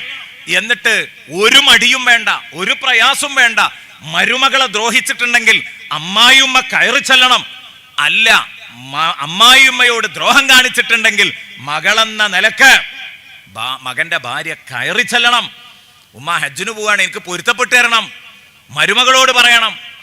അങ്ങനെ എല്ലാ ആളുകളും അയൽക്കാരോട് ചെയ്തിട്ടുണ്ടെങ്കിൽ, കൂട്ടുകാരോട് ചെയ്തിട്ടുണ്ടെങ്കിൽ അതിന് അവനോട് മാപ്പ് ചോദിച്ചിട്ട് അവളോട് മാപ്പ് ചോദിച്ചിട്ട് തൽക്കാലം എൻ്റെ ഹജ്ജ് മഖബൂലാകണ്ടെന്ന് വെച്ചാലോ പിന്നെ അതൊരു നിർവാവില്ല. എന്തിനാ ഹജ്ജിന് പോണ്? നീ എന്തിനാ ഹജ്ജിന് പോയത്? മക്കം വടക്കാക്കാനോ എന്ന് ചോദിച്ചിട്ടുണ്ട് ഒരാൾ. നീ ഹജ്ജിന് പോയത് മക്ക വടക്കാക്കാനാണോ എന്ന്? മക്ക എന്ന പുണ്യരാജ്യം ചെന്നിട്ട് അവിടെ വടക്കാക്കി പോരാനാണോ എന്നർത്ഥം. അതുകൊണ്ട് എന്തെങ്കിലും കാര്യം കിട്ടണമെങ്കിൽ നമുക്കൊരു മാറ്റം വേണ്ടേ? അപ്പം അതുകൊണ്ട് എല്ലാ പാപങ്ങളിൽ നിന്നും തൗബ ചെയ്യണം. ജനങ്ങളുമായിട്ട് ഇടപെട്ടതാണെങ്കിൽ പൊരുത്തപ്പെടിപ്പിക്കണം. അള്ളാഹുവായിട്ടുള്ള കേസുകൾ അള്ളാഹിനോട് പറഞ്ഞ് കണ്ണീര് കൊണ്ട് അത് കഴുകി വൃത്തിയാക്കണം.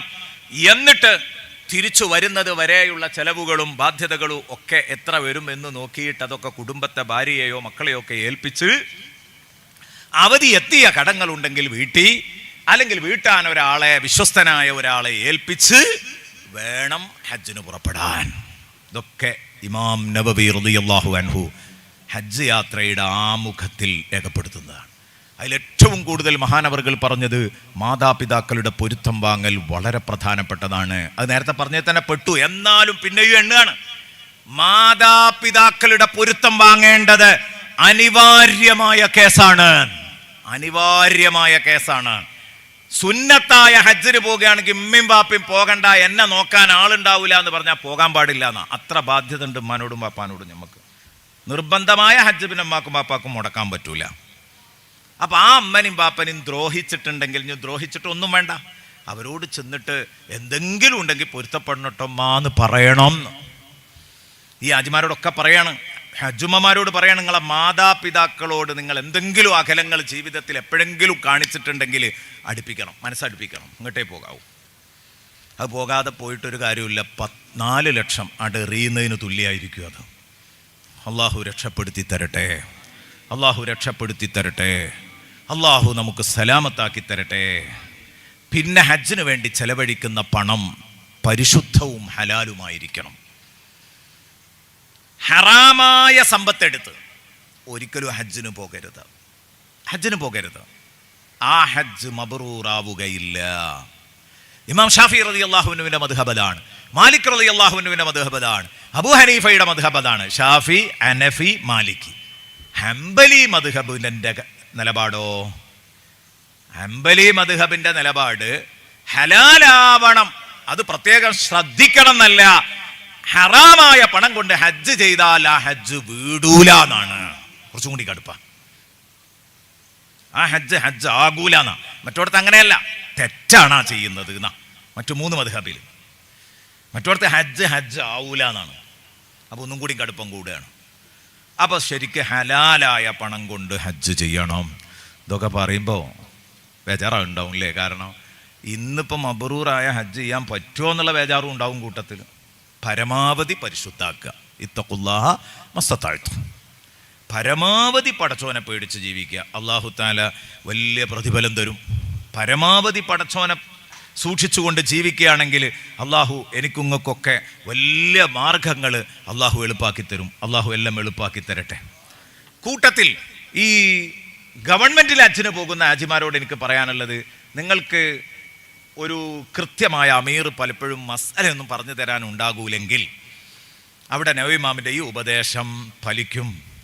വഇൻ തയസ്സറ മാ ഹാദാ കൗനുഹു മിനൽ ഉലമാഇ ഫലതമസ്സക് ബിഹി. നല്ല ഒരു കൂട്ടുകാരനെ തെരഞ്ഞെടുക്കണം ഹജ്ജ് യാത്രയിൽ. അതൊരു ആലിമാകാൻ പറ്റുമെങ്കിൽ അത് നിങ്ങൾ പ്രത്യേകം ശ്രദ്ധിച്ചോ. അപ്പം എന്താ, നമ്മളെ കൂട്ടത്തിലുണ്ടാകും ഗവൺമെൻറ് ഹാജിയായിട്ട് വന്ന ഹാജിയാർ, ആ ഉസ്താദ്. അദ്ദേഹം പലവട്ടം ഹജ്ജ് ചെയ്തായിരിക്കും, അല്ലെങ്കിൽ ഹജ്ജിനെ പറ്റി പഠിച്ച ആളായിരിക്കും. അപ്പം അദ്ദേഹത്തിൻ്റെ ഒപ്പം കൂടിയാൽ നമുക്ക് എന്തെങ്കിലും സംശയം ഉണ്ടെങ്കിൽ ചോദിക്കുകയും ചെയ്യാം. അദ്ദേഹത്തിൻ്റെ കൂടെ എപ്പോഴും നമ്മുടെ എല്ലാ സഹവാസങ്ങളും ഇങ്ങനെ ആക്കിയാൽ നമ്മുടെ ഹജ്ജ് നല്ല വൃത്തിയായി കിട്ടും. അത് നമുക്ക് ശ്രദ്ധിക്കാൻ പറ്റിയ ഒന്നാണ്. ഇതൊക്കെ ബഹുമാനപ്പെട്ട പണ്ഡിതന്മാർ പ്രത്യേകം പറഞ്ഞതാ. ബിസിനസ്സുകാരാണെങ്കിൽ ഹജ്ജിന് പോകുന്നതിന് മുമ്പ് ബിസിനസ്സിൻ്റെ ആ അക്കൗണ്ട് മുഴുവൻ ക്ലോസ് ചെയ്യണം. എങ്ങനെ ക്ലോസ് ചെയ്യുക? ഇടപാട് തീർക്കണം എന്നല്ല, ഇടപാട് അവധി എത്തിയ കട ഉണ്ടെങ്കിലേ തീർക്കേണ്ടതുള്ളൂ, അല്ലെങ്കിൽ തീർക്കാൻ ഒരാളെ ഏൽപ്പിക്കണം. ഞാൻ തിരിച്ചു വന്നില്ലെങ്കിൽ നീ തീർക്കണം എന്ന് പറഞ്ഞിട്ട് ഏൽപ്പിക്കണം. ഇടപാടുകളൊക്കെ ക്ലോസ് ചെയ്യണം എന്നല്ല പറയുന്നത്. പക്ഷെ എന്താണ്, നമ്മൾ മിനയിലിരിക്കുമ്പോഴും ഇവൻ വാട്സപ്പ് ശ്രദ്ധിക്കുന്നു, മെസ്സേജ് ശ്രദ്ധിക്കുന്നു. ബിസിനസ് നടത്തുക മൂപ്പര് മിനേന്ന്. ഹജ്ജിലാണ്, ഹാജിയാണ്, ഇങ്ങോട്ട് ബിസിനസ് നടത്തുകയാണ്.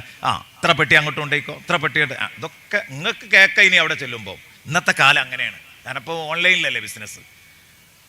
മിനയിൽ വെച്ച് ഓൺലൈൻ ബിസിനസ് നടത്തുന്നവരെ കാണാൻ പറ്റും. വെറുതെ പറയല്ല. ദുബൈയിൽ ഒരു സഹോദരൻ നടത്തുന്നത് കണ്ടു, അയാളെ ഉപദേശിച്ചു, പിന്നെ അയാൾ ചെയ്തിട്ടില്ല. കാരണം ഇതൊക്കെ ദാ പറയുന്നു, ഇതൊന്നും നമ്മൾ പറഞ്ഞു വെച്ചതല്ല. യുസ്തഹബ്ബു അൻ തകൂന യദുഹു ഫാരിഗതൻ മിൻ ബാലി തിജാറ ദാഹിബൻ വറാജിയ.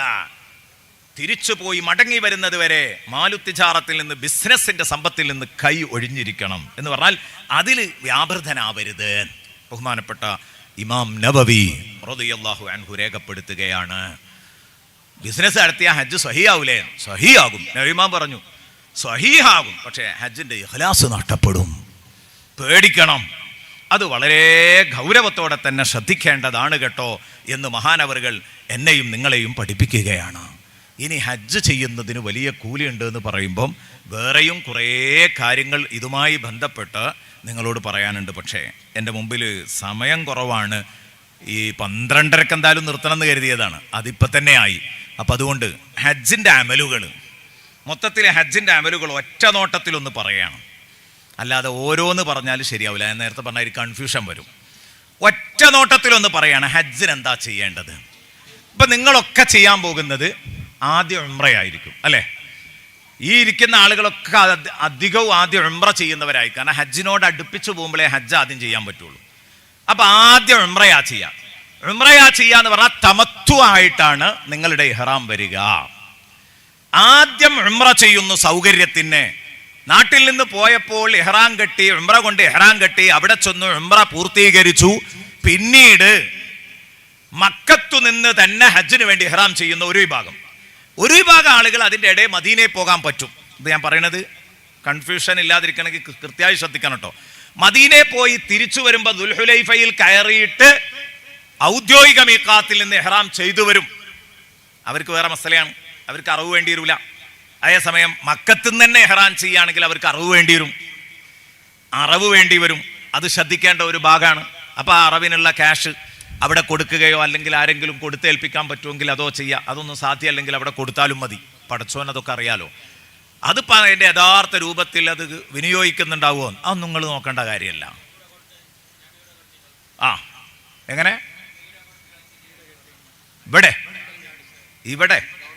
ഇവിടെ ഗവൺമെന്റിൽ അടച്ചിട്ടുണ്ട്. ഓക്കെ, അത് അവിടത്തേക്കുള്ള അടവാണ്. ഓക്കെ, അതങ്ങനെ അടക്കൽ നിർബന്ധമായ സാഹചര്യത്തിൽ അങ്ങനെ തന്നെ ചെയ്തോളൂ. പിന്നെ അവർ ചെയ്തോ ചെയ്തില്ല അതൊന്നും നമ്മൾ നോക്കണ്ട, നമ്മൾ ഉത്തരവാദിത്വം വീട്ടിയാൽ മതി. അപ്പോൾ ഏതായിട്ട് ആദ്യം വീട്ടിൽ നിന്ന് ഹജ്ജിന് പുറപ്പെടാൻ ഒരുങ്ങുകയാണ്. ഇനി പറയുന്ന കാര്യം, അരമണിക്കൂർ കൊണ്ട് ഹജ്ജ് ഉംറ എല്ലാം നിർവഹിക്കാൻ പോവുകയാണ്. അരമണിക്കൂർ കൊണ്ട് ഹജ്ജും ഉംറയും പറഞ്ഞാൽ തീർക്കാൻ. ആദ്യം ഇതൊക്കെ പറഞ്ഞത് ഹജ്ജിൻ്റെ ആ ഗൗരവമാണ് മനസ്സിൽ കയറേണ്ടത്. ഇതൊക്കെ നിങ്ങൾ ഓട്ടോമാറ്റിക്കലി അവിടുന്ന് ചെയ്തോളും. ഇതൊന്നും ഞാൻ പറഞ്ഞു തരേണ്ട, എല്ലാവരും ചെയ്യുമ്പോൾ നിങ്ങളും ഈ കൂട്ടത്തിൽ ചെയ്യും, നിങ്ങളൊപ്പം കൂടേണ്ട കാര്യമൊന്നുമില്ല. പക്ഷേ ഇതുവരെ പറഞ്ഞത് അങ്ങനെയല്ല, അത് നല്ല ഗൗരവമുള്ള കാര്യങ്ങളാണ്. ഇനിയും കുറേ പറയാനുണ്ടായിരുന്നു, സമയമില്ലാത്തതുകൊണ്ടാണ്. സുഹൃത്തുക്കളെ, ആദ്യമായിട്ട് ഇഹ്റാം ചെയ്യാൻ വേണ്ടത്, ഹജ്ജിൻ്റെ ഉംറയുടെ ഒക്കെ ആദ്യത്തെ ഫർളാണ് ഇഹ്റാം. ഇഹ്റാം ചെയ്യുക എന്ന് പറഞ്ഞാൽ ഹജ്ജിന് നിയ്യത്ത് വെക്കുക, ഉംറക്ക് നിയ്യത്ത് വെക്കുക. അപ്പം നമ്മൾ ആദ്യം പോകുന്ന ഉംറക്കാണല്ലോ, ആ ഉംറക്ക് നമ്മൾ നിയ്യത്ത് വെക്കും. പക്ഷെ ആ നിയ്യത്ത് വെക്കുന്നതിൻ്റെ മുമ്പ് നമ്മൾ വീട്ടിൽ നിന്ന് ഹജ്ജിന് പുറപ്പെടുന്ന ദിവസം നീക്കം ചെയ്യേണ്ട മുടികളൊക്കെ നീക്കം ചെയ്ത് നഖം വെട്ടി കുളിച്ച് വൃത്തിയായി 2 റക്അത്ത് യാത്രയുടെ സുന്നത്ത് നിസ്കരിച്ച്, അതിലും നമ്മൾ ആ സുന്നത്ത് നിസ്കാരത്തിൽ കൃത്യമായിട്ട് ചുരുങ്ങിയ രൂപത്തിൽ എല്ലാവർക്കും കൂടെ ഉൾക്കൊള്ളാൻ വേണ്ടി പറയുകയാണെങ്കിൽ നേരത്തെ പറഞ്ഞതുപോലെ 1-ാമത്തെ റക്അത്തിൽ ഖുൽ യാ അയ്യുഹൽ കാഫിറൂൻ എന്ന അധ്യായവും സൂറത്തുൽ കാഫിറൂനെയും 2-ാമത്തതിൽ സൂറത്തുൽ ഇഖ്ലാസും ഓതുക. അങ്ങനെ ആയാലും മതി, കൂടുതൽ ബുദ്ധിമുട്ടാകണ്ടെന്ന് കരുതിയിട്ടാണ് അങ്ങനെ പറഞ്ഞത്. ഇനി വേറൊരു ഹദീസിൽ ലീലാഫി ഖുറൈശ് എന്ന സൂറത്തോദനം, ഖുൽ അഊദു ബിറബ്ബിൽ ഫലഖ് എന്ന സൂറത്തോദനം, സൂറത്തുൽ കാഫിറൂന യോദനം 1-ാമത്തതിലെ ആദ്യം ലീലാഫി ഖുറൈശ്, പിന്നെ ഖുൽ യാ അയ്യുഹൽ കാഫിറൂൻ, പിന്നെ ഖുൽ അഊദു ബിറബ്ബിൽ ഫലഖ് ദോദനം എന്ന് പറയുന്നുണ്ട്. ഖുൽ ഹുവല്ലാഹു അഹദ് എന്ന സൂറത്തും ഖുൽ അഊദു ബിറബ്ബിൻ നാസും 2-ാമത്തതിലും ഓതുക. കാരണം വേറെ റിപ്പോർട്ടിൽ ഈ 3 ലീലാഫി ഖുറൈശും ഖുൽ അഊദു ബിറബ്ബിൽ ഫലഖും ഖുൽ അഊദു ബിറബ്ബിൻ നാസും ഓതണം എന്ന് പറയുന്നുണ്ട്. ഒന്നിൽ ഖുൽ യാ അയ്യുഹൽ കാഫിറൂനെയും ഖുൽ ഹുവല്ലാഹു അഹദ് ഓതണം എന്ന് പറയുന്നുണ്ട്. ആ 2 ഹദീസുകളെയും ഒരുമിച്ച് കൂട്ടിക്കൊണ്ട് ബഹുമാനപ്പെട്ട ഇബ്നു ഹജർ റളിയല്ലാഹു അൻഹു പറഞ്ഞു, നിങ്ങൾ ഹജ്ജിന് ഇറങ്ങുമ്പോൾ നിസ്കരിക്കണം ആ നിസ്കാരം അത് കേട്ടോ. ഉസ്താദ് ഇങ്ങനെ ദ്വാരക്കാനൊക്കെ കാത്തുക്കുമ്പോൾ നിങ്ങൾ നിസ്കരിച്ചിട്ട് ഇങ്ങോട്ട് ഇറങ്ങുമല്ലോ, ആ നിസ്കാരമാണ് ഇപ്പോൾ ഈ പറയുന്നത്. ആ നിസ്കാരത്തിൽ 1-ാമത്തെ റക്അത്തിൽ ഫാത്തിഹയ്ക്ക് ശേഷം സൂറത്തു ഖുറൈശ് അങ്ങനെ പറഞ്ഞാൽ ചിലപ്പോൾ നേരത്തെ പറഞ്ഞ ഒരു കൺഫ്യൂഷൻ ആവും. ലീലാഫി ഖുറൈശ് അങ്ങനെ പറഞ്ഞെങ്കിലേ തിരിയുള്ളൂ. സാധാരണക്കാർക്ക് സൂറത്തിൻ്റെ പേര് പറഞ്ഞാൽ തിന്നോളുന്നില്ല. ലീലാഫി ഖുറൈശ് 1-ാമത്തെ റക്അത്തിൽ ഫാത്തിഹയ്ക്ക് ശേഷം, പിന്നെ ഖുൽ യാ അയ്യുഹൽ കാഫിറൂൻ, പിന്നെ ഖുൽ അഊദു ബിറബ്ബിൽ ഫലഖ്. ഈ 3 സൂറത്തും ഓതുക ഫാത്തിഹയുടെ ശേഷം. എന്നിട്ട് റുക്കൂയിലേക്ക് പോവുക, സുജൂദിലേക്ക് പോവുക, വന്നിട്ട് 2-ാമത്തേൽ ഫാത്തിഹ കഴിഞ്ഞിട്ട് 2 സൂറത്ത് ഓതുക. ഏതാണ്? ഖുൽ ഹുവല്ലാഹു അഹദ്, ഖുൽ അഊദു ബിറബ്ബിൻ നാസ്. മറന്നു പോകരുത്, നിങ്ങളൊന്ന് പറഞ്ഞാണി. ആദ്യത്തെ റക്അത്തിൽ ഫാത്തിഹ കഴിഞ്ഞിട്ട് എന്തൊക്കെ ഓതണം എന്നാ പറഞ്ഞത്? ലീലാഫി ഖുറൈശ് 1, പിന്നെ ഖുൽ യാ അയ്യുഹൽ കാഫിറൂൻ, പിന്നെ ഖുൽ അഊദു ബിറബ്ബിൽ ഫലഖ് ആദ്യത്തത്, പിന്നെ 2-ാമത്തതിൽ ഖുൽ ഹുവല്ലാഹു അഹദ്, പിന്നെ ഖുൽ അഊദു ബിറബ്ബിൻ നാസ്. ഇങ്ങനെ ഈ സൂറത്തുകൾ ഓതിക്കൊണ്ട് പിന്നെ ദുആയൊക്കെ ചെയ്ത്, ആ ദുആയൊക്കെ പള്ളിയിൽ ഉസ്താദ് അവിടുന്ന് ദ്വാരക്കുമ്പോൾ ദ്വാരക്കും. ആ ദുആണ് ആ ദുആ, അല്ലാഹുമ്മ ഇന്നി അഊദു ബിക മിൻ അളില്ല ഉളല്ല എന്ന് പറഞ്ഞിട്ട് ഇങ്ങനെ ആ ദ്വാരക്കണ ദുആ. അതൊന്നും ഇപ്പം നിങ്ങൾ ദ്വാരന്നോളന്നില്ല, നിങ്ങൾക്ക് വേണ്ടി ഉസ്താദ് ദ്വാരന്നോളൂ. പള്ളിയിലെ മൂല്യർ നിങ്ങളെ യാത്ര അയക്കാൻ എത്തിയിട്ടുണ്ടാവും, അല്ലെങ്കിൽ നിങ്ങൾ ആ ഏടിൽ നോക്കിയിട്ട് നിങ്ങൾ ദ്വാരന്നാലും മതി, അതിൽ കുഴപ്പമൊന്നുമില്ല. ഏതു ദിവസവും ഹജ്ജിന് നോക്കണ്ട, ഏതു ദിവസവും വീട്ടിൽ നിന്ന് പുറത്തേക്കാട് ഇറങ്ങുമ്പോൾ ആയത്തുൽ കുർസി ഓതി വീട്ടിൽ നിന്ന് പുറത്തിറങ്ങിയാൽ തിരിച്ചു വീട്ടിലേക്ക് എത്തുന്നത് വരെ അയാൾക്ക് ഒരു അപകടവും പറ്റൂല എന്ന് മുഹമ്മദുർ റസൂലുള്ളാഹ്. അപ്പൊ അതുകൊണ്ട് ഇമാം നവവി റളിയല്ലാഹു അൻഹു പറഞ്ഞു, ഹജ്ജിന് പുറപ്പെടുമ്പോൾ സ്റ്റെപ്പിന്റെ അടുത്ത് നിന്ന് ആയത്തുൽ കുർസി ഓതണം. വീട്ടിൽ നിന്നാണ് ഇറങ്ങണതിന് മുമ്പ് ആയത്തുൽ കുർസി ഓതുക.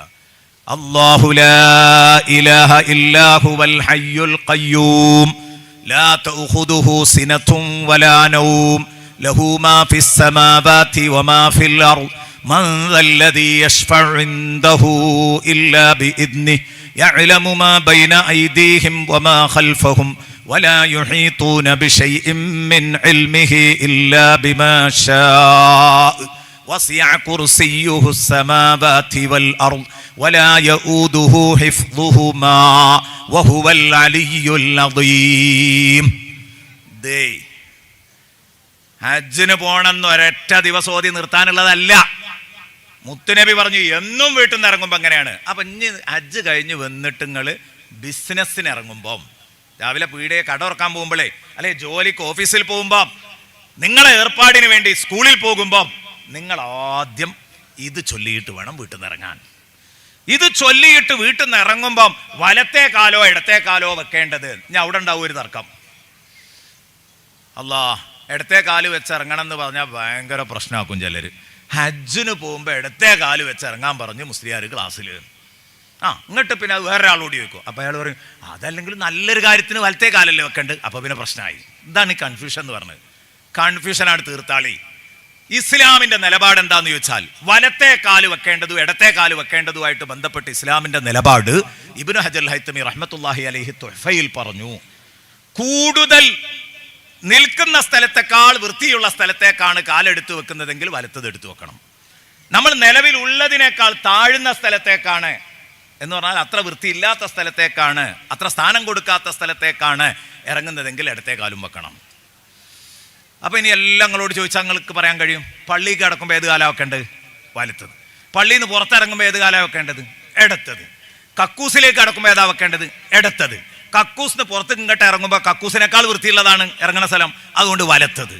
വീട്ടിലേക്ക് കയറുമ്പം വലത്തെ കാല്, വീട്ടിൽ നിന്ന് ഇറങ്ങുമ്പം ഇടത്തെ കാല്. ഹജ്ജിന് മുമ്പിളായിട്ട് മാറ്റല്ല, ഇടത്തെ കാല് വെച്ചാൽ ഇറങ്ങേണ്ടത്. ഇനി സംശയം ഉണ്ടായിരുന്നു, സംശയം തീരാനാണ് ഇപ്പോൾ ഇത് പറഞ്ഞു തന്നത്. ഇനി അതിൽ സംശയം ഉണ്ടാവും എന്ന് എനിക്ക് തോന്നുന്നില്ല. ഇബ്നു ഹജർ ഹൈതമി റഹ്മത്തുള്ളാഹി അലൈഹി, അള്ളാഹു അവരുടെ ബർക്കത്ത് കൊണ്ട് നിങ്ങൾക്ക് നല്ല ആൾക്ക് ഹജ്ജ് ചെയ്യാൻ തൗഫീഖ് നൽകട്ടെ. എത്ര മനോഹരാണ് ഇബ്നു ഹജർ റളിയല്ലാഹുവിന്റെ പാഠങ്ങളൊക്കെ.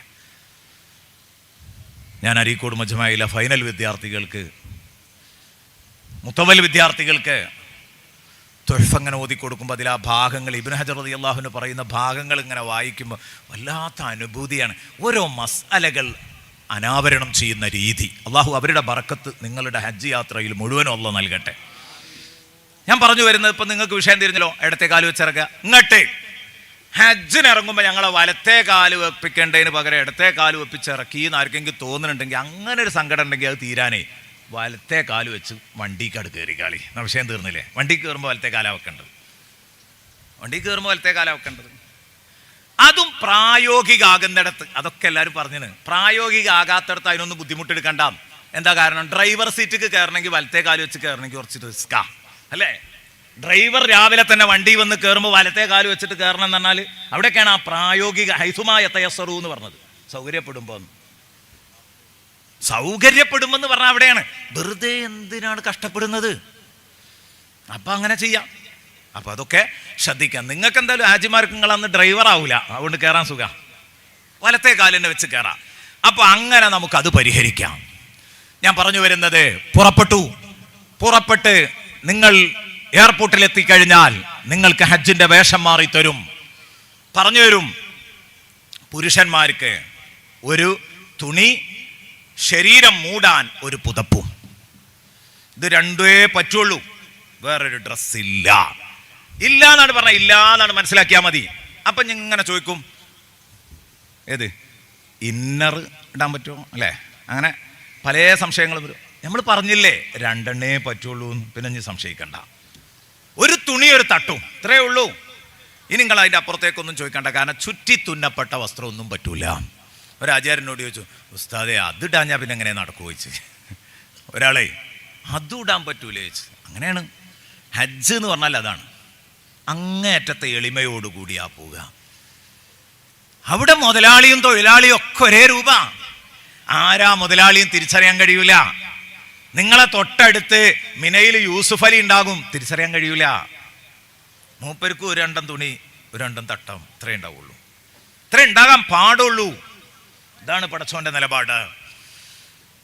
അപ്പൊ ചുറ്റിത്തുന്നിയ വസ്ത്രങ്ങൾ ധരിക്കരുത് എന്ന് പറഞ്ഞത് ഇഹ്റാമുമായിട്ട് ബന്ധപ്പെട്ട് നമ്മൾ ശ്രദ്ധിക്കേണ്ട കാര്യം തന്നെയാണ്. പിന്നെ പുരുഷൻ തലമറക്കരുത്. അപ്പൊ അത് ശ്രദ്ധിക്കുക. സ്ത്രീയെ സംബന്ധിച്ചിടത്തോളം ഈ ഇഹ്റാമിനായിട്ട് പ്രത്യേക ഒരു ഡ്രസ്സില്ല. ഈ ചുറ്റിത്തുന്നപ്പെട്ട വസ്ത്രം ധരിക്കരുത്, ചുറ്റപ്പെട്ടതൊന്നും ധരിക്കരുത് എന്ന് പറയുമ്പോൾ മോതിരം ധരിച്ചൂടെ എന്ന് ചോദിച്ചാൽ പറ്റും. അവരാജിമാര് തരുന്നൊരു വള ഉണ്ടാവും അവിടെ എന്നിറങ്ങുമ്പോൾ, കയ്യിലിടാനൊരു വള തരും. ഞാൻ വള ഇടൂല, മൊഹീത്ത് ധരിക്കാൻ പറ്റൂല എന്നാണ് ക്ലാസ് പറഞ്ഞതെന്ന് പറയരുത്. വള ധരിക്കാം. അതുപോലെ തന്നെ അരപ്പട്ട ധരിക്കാം, അതിനൊന്നും കുഴപ്പമില്ല. ആ പറഞ്ഞതിനൊന്നും കുഴപ്പമില്ല. പിന്നെ ആ തുണി പരസ്പരം കൂട്ടിക്കെട്ടരുത്, അത് ശ്രദ്ധിക്കണം. അതേസമയം ആ തുണി അഴിയാതിരിക്കാൻ ബെൽറ്റ് കെട്ടാം. ബെൽറ്റൊക്കെ സാധനങ്ങൾ, പാസ്പോർട്ട്, ഇതൊക്കെ വെക്കാൻ പറ്റുന്ന ഒരു രൂപത്തിലുള്ള കീസ്, പോക്കറ്റ് വരുന്ന ബെൽറ്റായാൽ ഒന്നും കൂടെ നന്നാവും. അതാണ് കൂടുതൽ സൗകര്യപ്രദവുമെന്ന് അനുഭവത്തിലൂടെ എൻ്റെ പ്രിയപ്പെട്ട കൂട്ടുകാരെ അറിയിക്കുകയാണ്. അപ്പം അതൊക്കെ ചെയ്യണം. ഞാൻ പറഞ്ഞു വന്നത് ഇത്തരം കാര്യങ്ങൾ, കുറേ പ്രായോഗിക വശങ്ങൾ ഒരുപാട് പറയാനുണ്ട്. അന്ന് പറയാൻ ഇനി സമയം കിട്ടും തോന്നുന്നില്ല.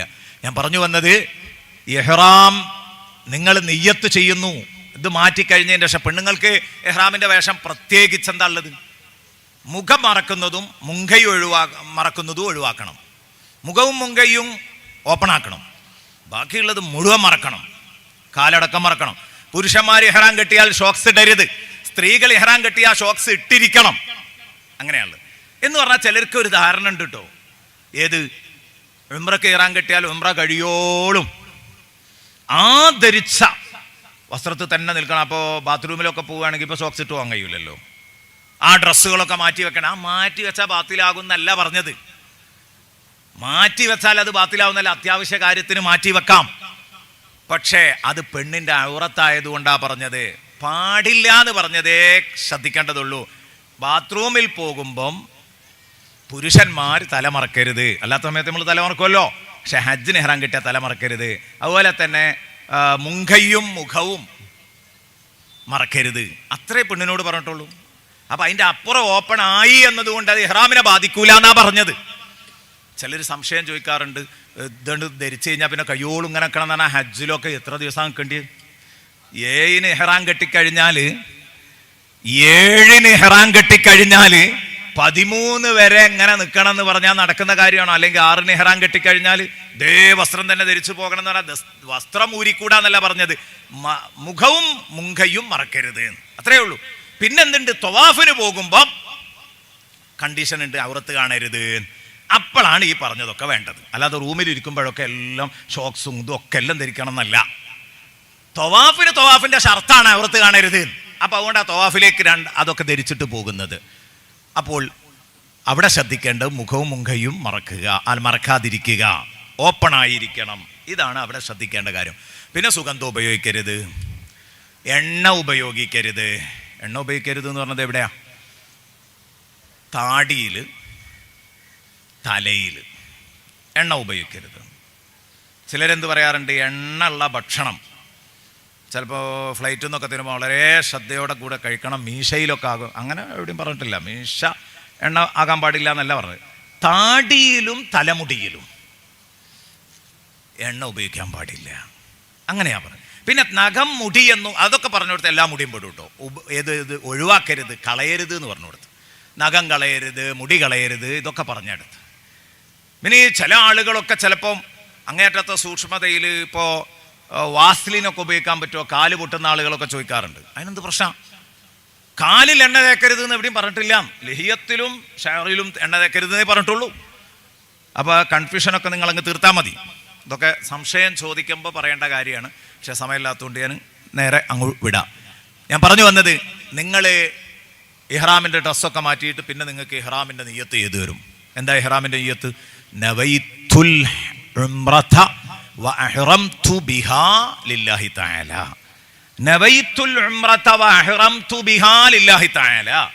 ലബ്ബൈക അല്ലാഹുമ്മ ലബ്ബൈക ബിഉംറഹ് ലബ്ബൈക അല്ലാഹുമ്മ ലബ്ബൈക ലബ്ബൈക ലാ ശരീക ലക ലബ്ബൈക. എന്നിട്ട് 3 വട്ടമാണ് ചൊല്ലുക, സ്വലാത്ത് ചൊല്ലുക. എന്നിട്ട് അത് കഴിഞ്ഞിട്ട് അല്ലാഹുമ്മ ഇന്നാ നസ്അലുക റിളാക വൽ ജന്ന വ നഊദു ബിക മിൻ സഖതിക വന്നാർ എന്നുള്ള ദിക്റൊക്കെ ചൊല്ലുക. പിന്നെ അങ്ങനെ തൽബിയത്ത് തന്നെ അത് ചൊല്ലിയിട്ട് ഇങ്ങനെ പോകാൻ വേണ്ടി. ഇതോടുകൂടി ഹജ്ജിലേക്ക് കടന്നു. നമ്മൾ നിസ്കാരത്തിലേക്ക് അല്ലാഹു അക്ബർ എന്ന് പറഞ്ഞാൽ കടക്കണ മാതിരിയാണ്. തക്ബീറത്തുൽ ഇഹ്റാം, അല്ലാഹു അക്ബർ എന്ന് പറഞ്ഞ നിസ്കാരത്തിലേക്ക് കയറലാണ്. തക്ബീറത്തുൽ കെട്ടലല്ലോ.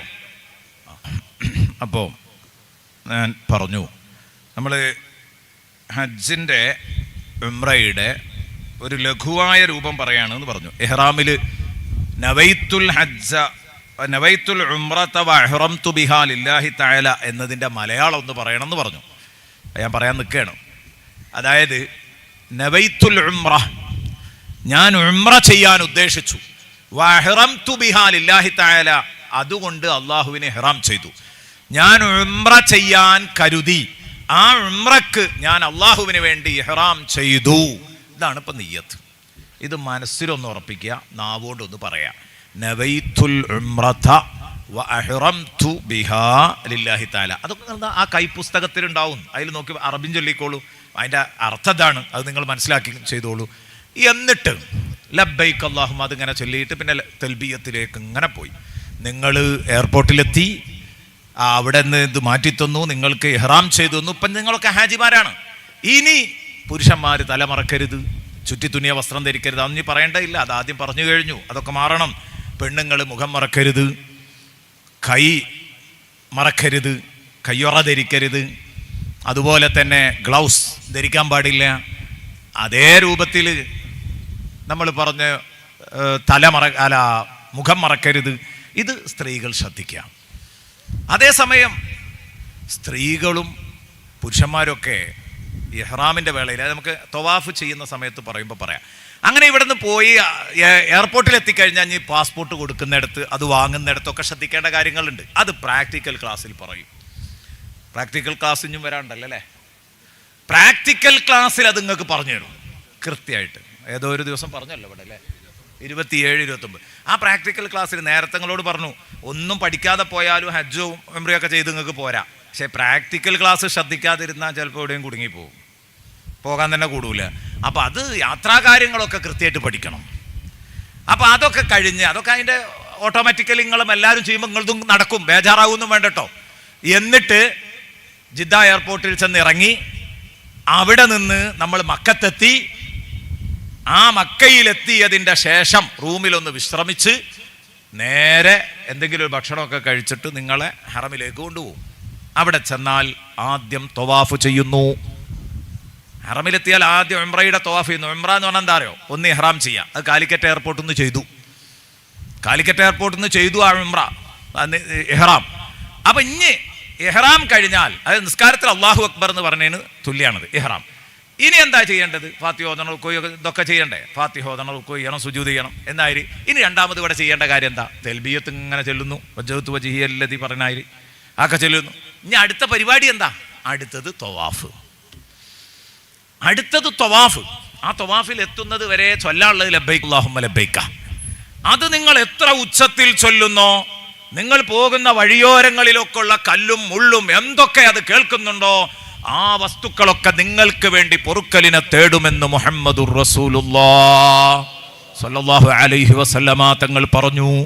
അങ്ങനെ തൽബിയത്ത് ചൊല്ലി അവിടെ എത്തി, റൂമിൽ നിന്ന് വിശ്രമിച്ചു, ഭക്ഷണം കഴിച്ചു, നേരെ പോകുന്നു. ഒഴിവും തിരക്കും ഒക്കെ നോക്കിയിട്ട്, തിരക്കൊഴിഞ്ഞ സമയമൊക്കെ നോക്കി നിങ്ങളുടെ കൂട്ടുകാർ നിങ്ങളെയുമായി നേരെ പോയി. നിങ്ങളുടെ ഗൈഡുകൾ എവിടേക്കാ പോയത്? ഹറമിലേക്ക്. ഹറം കണ്ട നേരത്ത് ഉടനെ ദ്വാരക്കേണ്ട ദ്വാണ്ട്. സമയം വൈകിയതുകൊണ്ട് ഞാൻ അതിലൊക്കെ കിടക്കുന്നില്ല. അക്ക കൈപ്പുസ്തകത്തിൻ്റെ കഅബ കണ്ട ഉടനെ പ്രാർത്ഥിക്കുക, പലവട്ടം വായിച്ചിട്ടുണ്ടാവും. അതാണ് വായിക്കുക, അതാണ് ചൊല്ലുക. കഅബ കണ്ട ഉടനെ നടത്തുന്ന പ്രാർത്ഥനക്ക് ഉത്തരമുണ്ട് എന്നാ, അത് തട്ടൂല. അപ്പോൾ ആദ്യം എന്താ പറയേണ്ടത്? അവിടെ എന്താണ് ആദ്യമായിട്ട് നമ്മൾ ദ്വാരക്കുമ്പോൾ നമ്മൾ ആ ദ്വാരക്ക് ഉത്തരമുണ്ട് എന്ന് പറയുമ്പോൾ എന്താണ് ഇരിക്കും ദ്വാരക്കേണ്ടത്? ആഖിറത്തിൻ്റെ കാര്യം ദ്വാരക്ക്. എന്നിട്ട് നിങ്ങളുടെ അലട്ടിക്കൊണ്ടിരിക്കുന്ന ദുനിയാവിൻ്റെ പ്രശ്നം പറഞ്ഞു, അത് രണ്ടാമത് വരട്ടെ. ആഖിറത്തിൻ്റെ കാര്യമായിരിക്കണം പ്രഥമ പരിഗണന. പടച്ചോനെ എൻ്റെ ആഖിറം സലാമത്താക്കി തരണേ, എൻ്റെ കുടുംബത്തിൻ്റെ ആഖിറം സലാമത്താകണേ, ഞങ്ങളെ കുടുംബത്തിൽ ഒരെണ്ണത്തെ പോലും നരകത്തിൻ്റെ വിറകാക്കരുതേ എന്ന് ദുആ. അതാണ് ആദ്യം വേണ്ടത്. ആഖിബത്ത് നന്നാക്കി തരിക, ഈമാൻ സലാമത്താക്കി തരിക, അതിനൊക്കെയാണ് ദ്വാരക്കേണ്ടത്. പിന്നെ നിങ്ങൾ അലട്ടുന്ന പ്രശ്നം, ബിസിനസ് പൊട്ടിപ്പോയതുണ്ടെങ്കിൽ, അല്ലെങ്കിൽ വീടുണ്ടാകാത്ത ടെൻഷൻ ഉണ്ടെങ്കിൽ, മക്കളെ കെട്ടിക്കാത്ത ടെൻഷൻ ഒക്കെ പിന്നെ പറഞ്ഞു. ആദ്യം പറയേണ്ടത് ഇതാണ്. നേരെ എത്തി, മതാഫിലെത്തി, തവാഫ് തുടങ്ങുമ്പോൾ ഹജറുൽ അസ്വദ് വെച്ച മൂല, അതിനാണ് റുക്നുൽ അസ്വദ് എന്ന് പറയുക. കുറച്ചും കൂടെ മുന്നോട്ട് പോകുന്ന സമയത്ത് അപ്പം വീണ്ടും ഒരു മൂല വരും, റുക്നുൽ ഇറാഖി. അത് ആ മൂലയിൽ നിന്ന് നേരെ പോയ ഇറാഖിലേക്ക് എത്തുന്ന റുക്നു ഷാമി തൊട്ടടുത്ത്, അത് നേരെ ഷാമിലേക്കാണ്, സിറിയയിലേക്കാണ്. ഇനി അപ്പുറത്ത് റുക്കുനുൽ യമാനി, ഈ 4 മൂലകളാണുള്ളത്. അപ്പൊ റുക്കുനുൽ അസ്വദ് എന്നത് ഹജറുൽ അസ്വദ് ഫിറ്റ് ചെയ്തിട്ടുള്ള ആ മൂലയാണ്. ആ മൂലയുടെ ഇപ്പുറത്ത് നിന്ന് നിയ്യത്ത് ചെയ്യണം. അപ്പൊ ഇവിടെയാണ് സത്യത്തിൽ ഹജറുൽ അസ്വദ് ഉള്ളത് എന്ന് സങ്കല്പിക്കുക. എങ്കിൽ ഇവിടെ നിന്ന് നിയ്യത്ത് ചെയ്യണം. ഇവിടെ നിന്ന് നിയ്യത്ത് ചെയ്യണമെന്ന് മാത്രമല്ല, എൻ്റെ ഇടത്തെ ഭാഗം കഅബയുടെ നേരെ തിരിക്കണം. ഇങ്ങനെയാ നിൽക്കേണ്ടത്. ഒരിക്കലും തവാഫിൽ ഇങ്ങനെ നിൽക്കരുത്. ഹജറുൽ അസ്വദിന്റെ അടുത്ത് എത്തുമ്പോൾ നേരെയാ നിൽക്കേണ്ടത്. ഇതൊക്കെ പഠിച്ചിട്ടുണ്ടാവും കേട്ടോ. ആ പഠിച്ചതനുസരിച്ച് നിങ്ങൾ ചെയ്യാൻ നിന്നാൽ, അതാ ഞാൻ പറഞ്ഞത്, ഇന്നത്തെ പ്രായോഗിക ക്ലാസ്സും കൂടെ കിട്ടണം എന്നാണ്. ഇത് നമ്മൾ ഇങ്ങനെ വെക്കുമ്പോൾ ഇന്നത്തെ ഈ തിരക്ക് കൂടിയ സമയത്ത് എന്ത് ചെയ്യും, ഒരാൾ ഇവിടുന്ന് തട്ടും. അപ്പൊ നമ്മൾ അവിടെ പോയി, പിന്നെ നമ്മളെ തവാഫ് അവിടുന്ന് അങ്ങട്ടാ. അപ്പൊ തവാഫിൽ ഒരു ജുസ് പോലും, ഒരു പാർട്ട് പോലും കഅബ ശരീരത്തിന്റെ ഇടഭാഗത്തല്ലാതെ പോകരുത് എന്നാ. അപ്പൊ എന്ത് ചെയ്യണം, ഇങ്ങേ പുറത്തുനിന്ന്, ഇവിടെയാണ് ഹജറുൽ അസ്വദ് ഉള്ളതെങ്കിൽ ഇവിടെ വെച്ചിട്ട് നിയ്യത്തുറപ്പിക്കണം. അങ്ങനെ ആരും തട്ടൂല എന്നൊക്കെയുള്ള ധൈര്യം ഉണ്ടെങ്കിൽ ഈ മൂലയിൽ ഇങ്ങനെ നേരെ നിന്നിട്ട് അവിടുന്ന് ഇളകാതെ അങ്ങോട്ട് തിരിയണം. കുറച്ചാണ് പോയിട്ട് തിരിഞ്ഞാൽ പോരാ. അങ്ങനെയാണെങ്കിൽ ആ തിരിഞ്ഞു നിൽക്കൽ സുന്നത്തേ ഉള്ളതാണ്, ഒഴിവാക്കിയാളി. എന്നാലും ഈ ഫറലായ ഇടഭാഗം കഅബക്ക് നേരെ ആക്കണം. എല്ലാ ചുറ്റലിലെയും മുഴുവൻ പാർട്ടും എന്ന് പറഞ്ഞതില്ലാതെ പോവും. അപ്പൊ സിഹത്തിനെ ബാധിക്കും. അതുകൊണ്ട് ഇങ്ങനെ ചെയ്താൽ മതി. ഇന്നത്തെ കാലത്ത് എനിക്ക് തോന്നുന്നത് കൂടുതൽ സാലിമായ രൂപം, സേഫായ രൂപം ഇവിടെ നിന്ന് തുടങ്ങുക, ഇങ്ങനെ നിന്നിട്ട് എന്നിട്ട് നിയ്യത്ത് ചെയ്യുക. നിയ്യത്ത് സുന്നത്തേ ഉള്ളൂ. ഇഹ്റാം കെട്ടിയ ആൾക്ക് തവാഫിന് പ്രത്യേകം നിയ്യത്ത് ചെയ്തോളന്നില്ല. എന്നാലും സുന്നത്തുണ്ട്. ഞാൻ ഈ കഅബാലയത്തെ 7 വട്ടം ചുറ്റാൻ തവാഫ് ചെയ്യാൻ ഉദ്ദേശിച്ചു എന്ന് പറയാം. അതാണ് നിയ്യത്ത്. ആ നിയ്യത്ത് ചെയ്തിട്ട് പിന്നെ ഇങ്ങനെ പോരുക. ഇതേ ലെവലിൽ തന്നെ നടക്കണം. ഇടതുഭാഗം തെറ്റരുത്. ഒരു സമയത്ത് പോലും ഇങ്ങനെ വെക്കരുത്. അങ്ങനെ ഇടതുഭാഗം തന്നെ കീപ്പ് ചെയ്തുകൊണ്ട് ഇങ്ങനെ പോരുക. അങ്ങനെ കഅബയെ പറ്റിയൊക്കെ കുറേ പഠിക്കാൻ ഇവിടുന്ന് ഇങ്ങനെ പോകുമ്പോഴേക്ക് വാതിലുണ്ട്, ഷാദിർവാനുണ്ട്, ഇപ്പുറത്തെത്തുമ്പം നമ്മുടെ ഹിജ്ർ ഇസ്മായിലുണ്ട്. ഇതൊക്കെ പറയേണ്ടതാണ്. റുക്കുനുൽ യമാനിയിലെത്തുമ്പം അവിടെ ഏത് ചെയ്യേണ്ടതുണ്ട്, റുക്കുനു ഷാമിയും കഴിഞ്ഞ് റുക്കുനുൽ യമാനിയിലെത്തുമ്പം തൊട്ട് മുത്തേണ്ട സ്ഥലമുണ്ട്. അതിനൊന്നും ആരും മെനക്കെടണ്ട. മുത്താനും നിൽക്കണ്ട, തൊട്ടുമുത്താനും നിൽക്കണ്ട, ഒന്നിനും നിൽക്കണ്ട.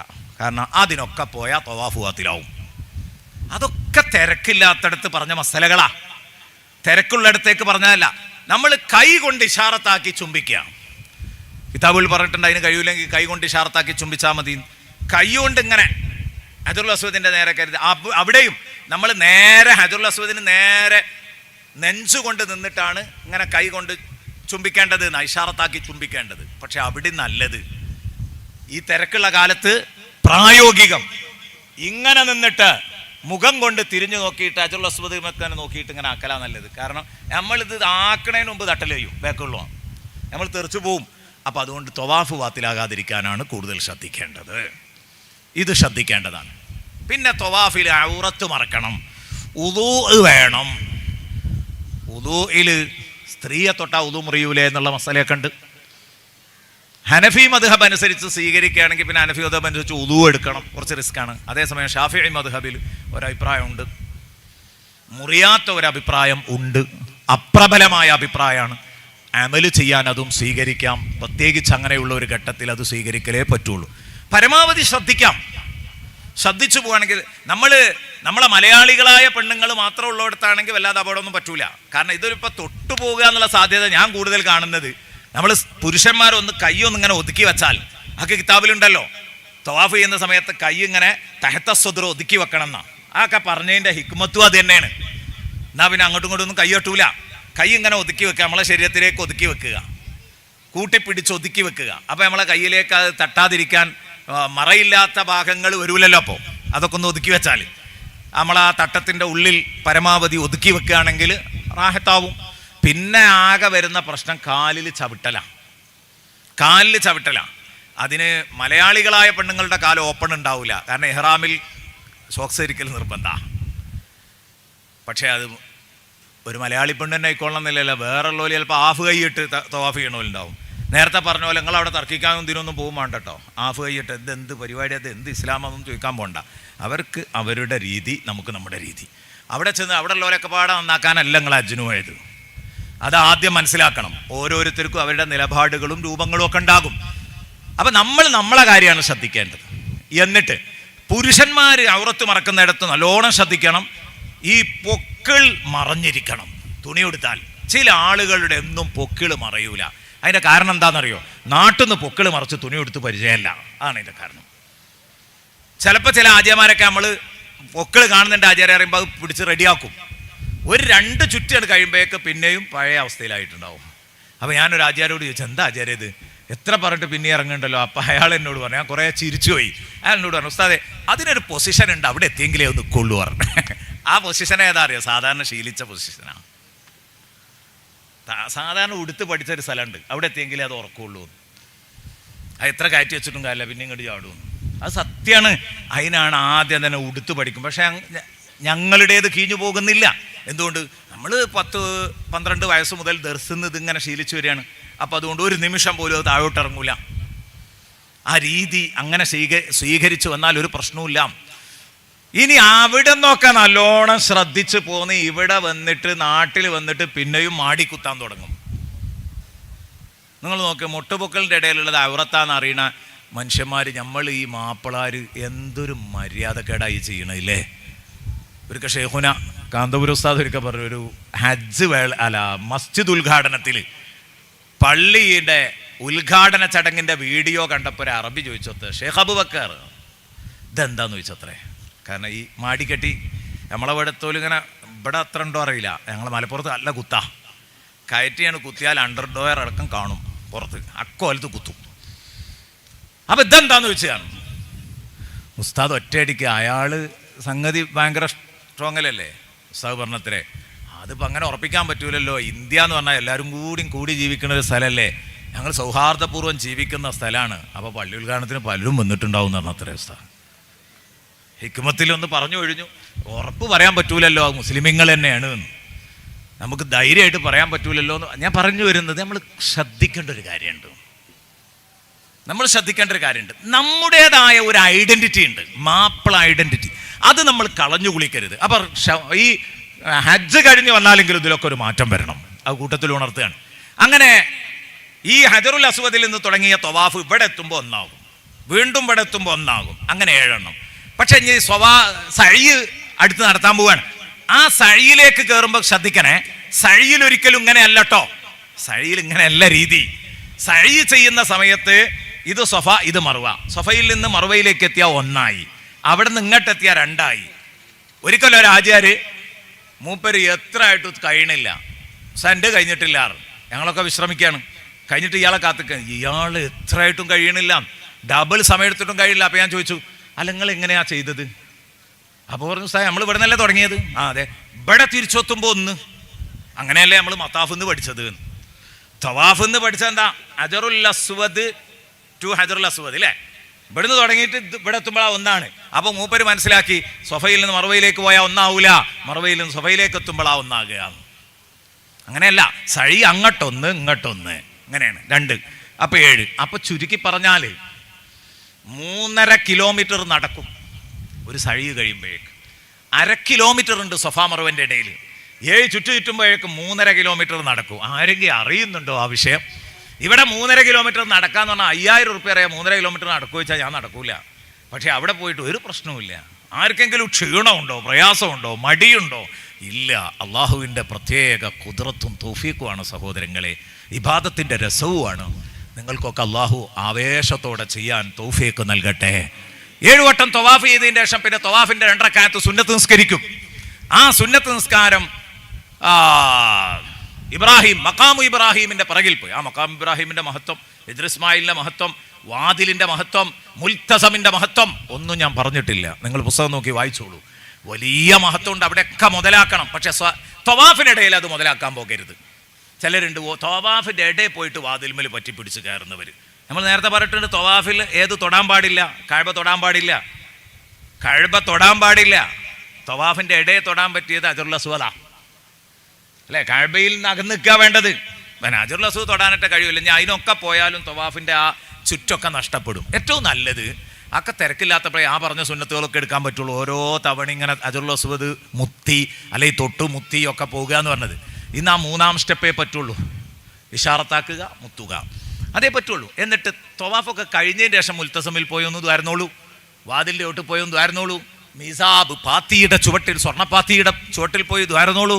ഹിജ്ർ ഇസ്മായിൽ പണ്ട് അത് കഅബാലയത്തിൻ്റെ ഉള്ളായിരുന്നു. പിന്നീട് മുത്തുനബി സല്ലല്ലാഹു അലൈഹി വസല്ലമ തങ്ങൾക്ക് 35 വയസ്സുള്ളപ്പോൾ നേരത്തെ കേട്ടില്ലേ, കഅബയുടെ പുനർനിർമ്മാണം നടന്നപ്പോൾ കുറച്ചു ഭാഗം ഹലാലായ കല്ല് മെറ്റീരിയൽസ് ഇല്ലാത്തത് കൊണ്ട് പുറത്തായി പോയി. അത് പുറത്തായി പോയത് എന്തുകൊണ്ടാ? നമ്മളെപ്പോലത്തെ സാധുക്കൾക്ക് വേണ്ടിയാ. അള്ളാഹുവിന്റെ ഹബീബ് സല്ലല്ലാഹു അലൈഹി വസല്ലമ തങ്ങൾ ഹജ്ജ് നിർവഹിക്കാൻ വേണ്ടി വന്നപ്പം നിങ്ങൾക്കൊക്കെ അറിയില്ലേ, ബഹുമാനപ്പെട്ട റസൂലുള്ളാഹി കഅബയുടെ ഉള്ളിൽ കയറി അവിടെ വെച്ച് നിസ്കരിക്കുന്ന സമയത്ത് കഅബ തുറന്ന്, കഅബയുടെ ഉള്ളിന് പ്രത്യേക മഹത്വം ഉണ്ടല്ലോ പുറത്തിനേക്കാൾ. അപ്പൊ അതിന്റെ ഉള്ളിൽ വെച്ച് നിസ്കരിക്കുന്നതിന് പ്രത്യേക കൂലിയുണ്ട്. ആ കഅബയുടെ ഉള്ളിൽ കയറി നിസ്കരിച്ചപ്പം, കഅബയുടെ വാതിൽ പറഞ്ഞാൽ ഉയരത്തിലുള്ളത്, ഓടിക്കയറാൻ കഴിയൂല, കോണി വെച്ച് കയറണം. അങ്ങനെ ആയിഷ ബീവി വരുമ്പോഴേക്ക് റസൂലും കൂട്ടരൊക്കെ നിസ്കരിച്ച് കണ്ട് ഇറങ്ങുകയാണ്. അപ്പൊ ആയിഷ ബീവി കൈ ഇങ്ങനെ നീട്ടി, യാ റസൂലല്ലാ, ഞാനൊന്ന് 2 റക്അത്ത് നിസ്കരിച്ചോട്ടെ. കഅബന്റെ ഉള്ളിൽ നിന്ന് മുത്തുനബിയുടെ പത്നി പറഞ്ഞു, മുത്തുനബി സല്ലല്ലാഹു അലൈഹി വസല്ലമ തങ്ങൾ പറഞ്ഞു, സ്വല്ലി ഫിൽ ഹിജ്ർ ഫഇന്നഹാ മിനൽ കഅബ.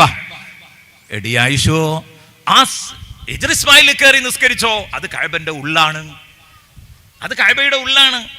പാവപ്പെട്ട ആളുകൾക്കൊക്കെ കഅബന്റെ ഉള്ളിൽ നിസ്കരിച്ച കൂലി എല്ലാവർക്കും കിട്ടണം. ഒന്ന് ക്ഷമയോടെ ക്യൂ നിന്നാൽ അവിടെ കിട്ടൂട്ടോ. അതിന് ഹജറുൽ അസ്വദിന്റെ പ്രയാസമൊന്നും ഉണ്ടാവില്ല. ഒന്ന് ക്യൂ നിന്നാൽ കിട്ടും. ഹജറുൽ അസ്വദ് മുത്തല് സുന്നത്താണ്, മുത്താൻ തല്ലുണ്ടാക്കൽ ഹറാമുമാണ്. ഇത്രേ ഞാൻ പറയുന്നുള്ളൂ. അവിടെ പോയിട്ട് ആകെ ബഹളം ഉണ്ടാക്കണ്ട,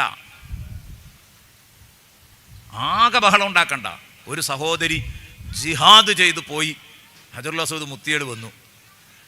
ഞാൻ മുത്തിയടിയായിരുന്നു അടുത്തുള്ളവരോട് വന്നിട്ടേ. അപ്പോൾ ചോദിച്ചു, ഉസ്താദ് ഇന്നലെ ക്ലാസ് പറഞ്ഞില്ലേ, അന്യ പുരുഷന്മാരെയൊക്കെ തിരക്കി ഹജറുൽ അസ്വദ് മുത്താൻ പോകലെ ഹറാമാണ്, ഹറാമായിക്കോട്ടെടി, ഞാൻ മുത്തിയായിരുന്നു. കണ്ടാ, അതൊരാവേശമാണ്. ഞാൻ ആ പെണ്ണിനെ പരിപൂർണമായി കുറ്റപ്പെടുത്തല്ല കേട്ടോ, അതൊരാവേശമാണ് സത്യത്തിൽ. പക്ഷേ ശ്രദ്ധിക്കണം, അതൊക്കെ ജീവിതത്തിൽ ഒരിക്കലൊക്കെ നമുക്കൊന്നൊന്ന് മുത്താനും തൊടാനും മുത്താനും ഒക്കെ പൂതി ഉണ്ടാവും അല്ലേ. എപ്പോഴും ആളുകളെ ബുദ്ധിമുട്ടിക്കാൻ വേണ്ടി പോകരുത്. അതൊക്കെ ശ്രദ്ധിക്കേണ്ടതാണ്. കാരണം ഇന്നത്തെ ഈ കാലത്തൊക്കെ കുറേ കാര്യങ്ങൾ നമ്മൾ ശ്രദ്ധിക്കണം. തിരക്ക് കൂടിയൊരു കാലം. പഴയതുപോലെ അല്ലല്ലോ, ലക്ഷങ്ങളല്ലേ അവിടെ അമല് ചെയ്യേണ്ടതും ഇബാദത്ത് ചെയ്യേണ്ടതും. നമ്മുടെ ഭാഗത്തുനിന്നും കുറച്ചൊരു തിരിച്ചറിവ് ഈ കാര്യത്തിലൊക്കെ ഉണ്ടാകുന്നത് നന്നായിരിക്കും എന്ന് ഉണർത്തുകയാണ്. ഏതായാലും ഞാൻ പറഞ്ഞു വന്നത് ഇതൊക്കെ ശ്രദ്ധിക്കുക. അപ്പം ആ ഹിജ്ർ ഇസ്മായിൽ പുറത്തായതിലും ന്യായമുണ്ട് നമ്മളെപ്പോലത്തെ സാധുക്കൾക്ക്. അല്ലെങ്കിൽ ഇപ്പം അത് കേരളത്തിൽ നിന്നുള്ള ചില രാഷ്ട്രീയ നേതാക്കൾക്കും മത സാംസ്കാരിക നേതാക്കൾക്കും ഒക്കെ കഅബ കഴുകുന്ന സമയത്തൊക്കെ അതിൻ്റെ ഉള്ളിൽ കയറാൻ പറ്റുന്നുണ്ട്, നിസ്കരിക്കാൻ പറ്റും, അത്രയല്ലേ ഉള്ളൂ. എല്ലാവർക്കും അത് കിട്ടില്ലല്ലോ. പക്ഷെ എല്ലാവർക്കും കിട്ടും ഹിജ്ർ ഇസ്മായിൽ. ഹിജ്ർ ഇസ്മായിൽ എന്ന് പറഞ്ഞാൽ ആ വരാന്തയിൽ എല്ലാവർക്കും കയറി നിസ്കരിച്ചൂടെ? ആ തടം കെട്ടി നിർത്തിയ സ്ഥലം, ആ വരാന്തയിൽ അതിൻ്റെ ഉള്ളിൽ ചുമരിങ്ങനെ തിരിച്ചു കെട്ടിയ അതിൻ്റെ ഉള്ളിൽ അത് പണ്ട് കഅബയായിരുന്നു, കഅബന്റെ ഉള്ളായിരുന്നു. ഇബ്രാഹിം നബി സ്ഥാപിച്ച കഅബ എങ്ങനെയായിരുന്നു? അപ്പം അതുകൊണ്ട് പ്രിയപ്പെട്ട സഹോദരങ്ങളെ, ആ സ്ഥലങ്ങളൊക്കെ ഉപയോഗപ്പെടുത്താൻ ശ്രമിക്കണം. എന്നിട്ട് ഹിജ്ർ ഇസ്മായിലിൻ്റെ പിന്നിൽ നിന്ന് നിസ്കരിക്കുക. അത് ബാക്കിൽ തന്നെ കിട്ടണം എന്ന് പറഞ്ഞിട്ട് ഇതാക്കണ്ട, എവിടെയെങ്കിലും ഒന്ന് വെച്ച് നിസ്കരിച്ചാൽ മതി. എന്നിട്ട് അതും കഴിഞ്ഞിട്ട് അവിടെ ഓതേണ്ടത് ഒരു സുഖമുണ്ട് കേട്ടോ. എല്ലാ നിസ്കാരത്തിലും ഓതേണ്ടത് ആദ്യത്തെ റക്അത്തിൽ ഖുലിയാൽ കാഫിറൂനിൻ, രണ്ടാമത്തേൽ ഖുൽ ഹുവല്ലാഹു അഹദ്. ആ സുന്നത്ത് നിസ്കാരങ്ങളിലൊക്കെ ഓതേണ്ടത് അങ്ങനെയാണ്. ഇഹ്റാമിൻ്റെ മുമ്പ് 2 റക്അത്ത് സുന്നത്ത് നിസ്കാരമുണ്ട്. അതിലും അങ്ങനെ തന്നെയാ വേണ്ടത്, അതിലും അങ്ങനെയാ വേണ്ടത്. ഞാൻ നേരത്തെ പറയാൻ വിട്ടിട്ടുണ്ട്, ഇഹ്റാമിൻ്റെ 2 റക്അത്ത് സുന്നത്ത് നിസ്കാരമുണ്ട്. ഇഹ്റാം കിട്ടുന്നതിന് മുമ്പ് അത് എയർപോർട്ടിൽ നിന്നാണ് ഉണ്ടാവുക, അവർ പറഞ്ഞു തരും. അവിടെയൊക്കെ ഈ സൂറത്ത് തന്നെ കേട്ടോ, ഖുലിയാൽ കാഫിറൂൻ ഖുൽ ഹുവല്ലാഹു അഹദ്. അതാ പറഞ്ഞത്, ഇതിന് കൂടുതൽ പഠിക്കാനൊന്നും ഇല്ലാറുള്ളത്, ഒരേ സംഗതിയാണ്. അപ്പം അതൊക്കെ കഴിഞ്ഞ് പിന്നെ നിങ്ങൾ എന്ത് ചെയ്യും? 7 വട്ടം വെള്ളം തവാഫ് ചുറ്റിക്കഴിഞ്ഞാൽ, സഈ ചെയ്ത് തവാഫ് ചെയ്ത് കഴിഞ്ഞാൽ സംസം കുടിക്കൽ സുന്നത്താണ് ഇസ്ലാമിക മാനപ്രകാരം. നിങ്ങൾക്ക് നിർബന്ധമായിട്ടുണ്ടാവും, അത്രയും ക്ഷീണിച്ചിട്ടുണ്ടാവും എന്നർത്ഥം. എവിടുന്നാ വെള്ളം കിട്ടാൻ ചോദിച്ചുകൊണ്ട് നിൽക്കും. അപ്പോൾ ഏതായാലും കുടിക്കാം, നല്ല സുന്നത്തുള്ളൊരു കാര്യമാണ്. വയറ് നിറച്ച് കുടിക്കാം. ഹാജിമാർക്ക് പോരുമ്പോൾ ഇഷ്ടം പോലെ കൊണ്ടുപോരാ, പക്ഷേ നിയമവശങ്ങളൊക്കെ ശ്രദ്ധിക്കണേ. ഞാൻ കിതാബിൽ എഴുതി പറഞ്ഞു എന്നുള്ളൂ, പരമാവധി എടുത്തു കൊണ്ടുവരണം എന്നൊക്കെ കിതാബിലുണ്ട്. പക്ഷേ അത് പറഞ്ഞപ്പോൾ അത് പ്രശ്നമാണ് കാല. അപ്പോൾ നിയമവശങ്ങൾ ശ്രദ്ധിക്കണം. അവർ അലൗഡ് പഞ്ചാ തോന്നുന്നുണ്ട് ഒരാൾക്ക്, അപ്പോൾ ആ നിരക്കായിരിക്കണം. അതിൻ്റെ അപ്പുറത്തേക്കാകുമ്പോൾ പിന്നെ പ്രശ്നങ്ങളായിരിക്കും. ലഗേജിൽ നിന്നൊക്കെ തട്ടിക്കളഞ്ഞു കഴിഞ്ഞാൽ പ്രയാസമായിരിക്കും. അപ്പോൾ അത് ശ്രദ്ധിക്കേണ്ടതാണ്. അപ്പോൾ ഞാൻ പറഞ്ഞു, ഇനി 2 റക്അത്ത് നിസ്കരിക്കുമ്പം ആ തവാഫിന്റെ നിസ്കാരല്ലേ, ആ നിസ്കരിക്കുമ്പോൾ എന്നെ ശ്രദ്ധിക്കണം. അതുവരെ ഇഹ്റാമിന്റെ വേഷത്തിൽ നമ്മൾ ഇഹ്റാം കെട്ടി അവിടെ ചെല്ലുമ്പം ഇൽത്തിബായിന്റെ വേഷത്തിലുണ്ടാകുക. ഈ മേൽമുണ്ട് നമ്മൾ വലത്തെ കയ്യിന്റെ വലത്തെ തോളിന്റെ താഴ്ഭാഗത്തിലൂടെ എടുത്തിട്ടുണ്ടാവും, ഇവിടെ മറച്ചിട്ടുണ്ടാവും, ഇത് മറച്ചിട്ടുണ്ടാവില്ല. അങ്ങനെയാണല്ലോ ഉണ്ടാകുക. ഇൽത്തിബാഴ് വേഷം ധരിക്കുക. ഇതിന് പഴയ കാലത്ത് നമ്മളിങ്ങനെ കേട്ട് പരിചയമുള്ള ഒരു പൂണൂല് വേഷം ധരിക്കുക, അത് ഒഴിവാക്കാന്നല്ലേ. പൂണൂല് നമ്മളതല്ല. ഇൽത്തിബാഴ് വേഷം ധരിക്കുക, അതങ്ങനെ പറയാം. തവക്കുല് ആക്കുക, സ്വബർ വേണം, ഈമാൻ വേണം, ഇഖ്ലാസ് വേണം എന്നൊക്കെ അറബി പറഞ്ഞവർക്ക് എന്തുകൊണ്ട് ഇൽത്തിബാഴ് ചെയ്യണം എന്നും കൂടി പഠിച്ചു വെച്ചൂടെ അറബിയിൽ? അതിനിപ്പോൾ ഒരു പൂണൂല് പറയണ്ടല്ലോ. അപ്പൊ എന്താ ചെയ്യേണ്ടത്? ഇങ്ങനെ ഇൽത്തിബാഴിന്റെ ഒരു കെട്ടുണ്ട്. ആ കെട്ട് ശരിക്ക് ശേഷം സഅയ് വരുന്ന തവാഫിലാണ് അത് വരുന്നത്. ഇപ്പൊ ഉംറന്റെ ആ തവാഫിലുണ്ടാവും. എന്നിട്ട് നിസ്കരിക്കുമ്പം ഈ ചുമല് മറച്ചാ നിസ്കരിക്കേണ്ടത്. വീണ്ടും സഅയ് ചെയ്യുമ്പം വീണ്ടും ഇൽത്തിബാഴ് ചെയ്യണം, വീണ്ടും ഇത് താഴെ ഭാഗത്താക്കണം. അങ്ങനെയാണ് ചെയ്യേണ്ടത്. വെള്ളം കുടിച്ച് നേരെ സഫ മറുവയിൽ പോവുക, സഫയിൽ നിന്ന് മറുവയിലേക്കൊന്ന്, മറുവയിൽ നിന്ന് സഫയിലേക്കൊന്ന്, അങ്ങനെ മറുവയിൽ അവസാനിക്കുന്ന 7ാം തവണ, മറുവയിലെത്തുന്നതോടുകൂടി അവസാനിക്കുന്ന 7ാമത്തെ തവണ കഴിഞ്ഞു. ഇനി മുടി കളയുക പുരുഷന്മാർ, മുടി മുറിക്കുക, വെട്ടുക സഹോദരിമാർ. അതോടുകൂടി ഉംറ കഴിഞ്ഞു. ഉംറ വളരെ എളുപ്പമാണ്. നാട്ടിൽ നിന്ന് പോകുമ്പോഴേ കുറച്ച് നീളം തോന്നുള്ളൂ. അവിടുന്ന് ചെയ്യുകയാണെങ്കിൽ എന്തൊരു എളുപ്പമാണ്. ആയിഷപ്പള്ളി പോവുക, ഇഹ്റാം ചെയ്യുക, മക്കത്ത് വരിക, തവാഫ് ചെയ്യുക, നിസ്കരിക്കുക, സംസം കുടിക്കുക, സഫാ മറുവന്റെ ഇടയിൽ സഅയ് ചെയ്യുക, മുടി മുറിക്കുക, കഴിഞ്ഞു, ഖലാസ്. ഇത്രയേ ഉള്ളൂ. വളരെ സിമ്പിളാണ്. കാര്യമായിട്ട് വലിയ പ്രയാസങ്ങളൊന്നും അതിലില്ല. അപ്പം അതൊക്കെ എല്ലാവരും ശ്രദ്ധിക്കുക. അപ്പം ഇതാണ് സത്യത്തിൽ ചെയ്യേണ്ടത്. അതിലിപ്പോൾ ഈ ആണുങ്ങൾ മുടി കളയല്ലേ വേണ്ടത്, വെട്ടല്ലല്ലോ. അതിൽ ഹജ്ജ് ശേഷം വരാനുണ്ടെങ്കിൽ ഉംറക്ക് വെട്ട, ഹജ്ജിന് കളയാം. ഹജ്ജിൻ്റെ കളച്ചിലാകണം വലിയ കളച്ചിൽ. അപ്പോൾ അതുകൊണ്ട് നല്ല വലിപ്പമുള്ള മുടി കളയാൻ വേണ്ടി ഹജ്ജിന് വേണ്ടിയിട്ട് നമുക്കത് അവിടെ നിർത്താം. അതാണ് അഫ്ദൽ എന്നാണ് കിതാബുകളിൽ പറഞ്ഞത്. അപ്പോൾ ആദ്യത്തേൽ വെട്ടിയാൽ മതി. എന്നിട്ട് മുടി വെട്ടുന്നതോടുകൂടി അല്ലെങ്കിൽ മുടി വടിക്കുന്നതോടുകൂടെ തഹല്ലുലായി. സഹോദരിമാരും സഹോദരന്മാരും ഒക്കെ തഹല്ലുലായി പഴയ അവസ്ഥയിലെത്തി. പണ്ട് ഇഹ്റാം കെട്ടുന്നതിന് മുമ്പ് ഹറാമായ കാര്യങ്ങളൊക്കെ ഇപ്പം ഹലാലായി. ഇഹ്റാം കെട്ടുന്നതിൻ്റെ മുമ്പ് അല്ലെ, ഇഹ്റാം കെട്ടിയപ്പോൾ ഹറാമായതൊക്കെ ഇപ്പോൾ ഹലാലായി. ഇഹ്റാം കെട്ടുന്നതിന് മുമ്പുള്ള അവസ്ഥയിലേക്ക് തിരിച്ചെത്തി എന്നർത്ഥം. ഇനി അത് കഴിഞ്ഞിട്ട് മക്കത്ത് നിന്നാണ് പിന്നെ ഇനി നമ്മൾ എന്ത് ചെയ്യുന്നത്? ഇഹ്റാം ചെയ്യാൻ പോകുന്നത്. അവർക്കാണ് അറവ് വരുന്നത് എന്ന് പറഞ്ഞു. അതിൻ്റെ ഇടയിൽ മദീനയിൽ പോയി സിയാറത്ത് കഴിയുകയാണെങ്കിൽ, സിയാറത്ത് റസൂലുള്ളാഹി സ്വല്ലല്ലാഹു അലൈഹി വസല്ലമ തങ്ങളുടെ മദീനയിൽ പോയി സിയാറത്ത് ചെയ്യൽ ശക്തിയായ സുന്നത്താണ്. ആ സുന്നത്ത് എപ്പോഴും എടുക്കാൻ നല്ലത്?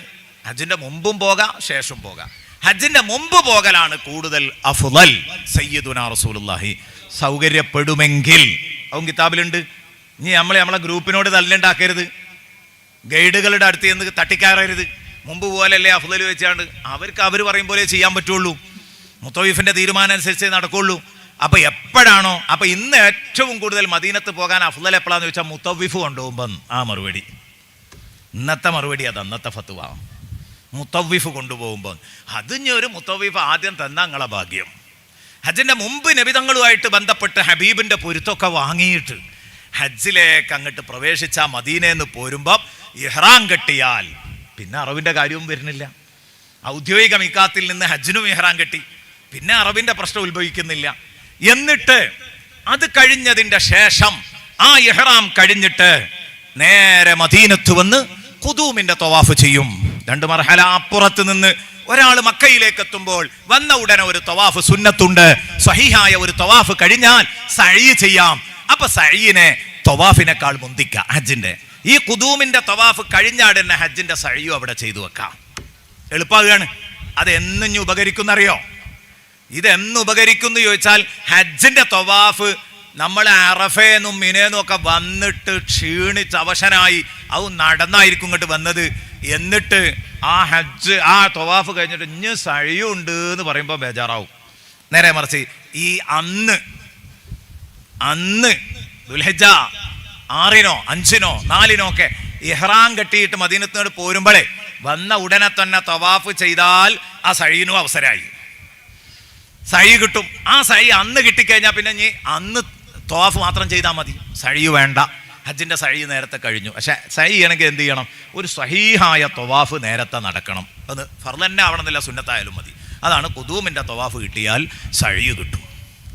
എന്നിട്ട് അതും കഴിഞ്ഞു, പിന്നെ അവൻ നേരെ മിനയിലേക്ക് പുറപ്പെടും. അറഫയിലേക്കുള്ള ഒരുക്കത്തിന് വേണ്ടി മിനയിലെത്തും.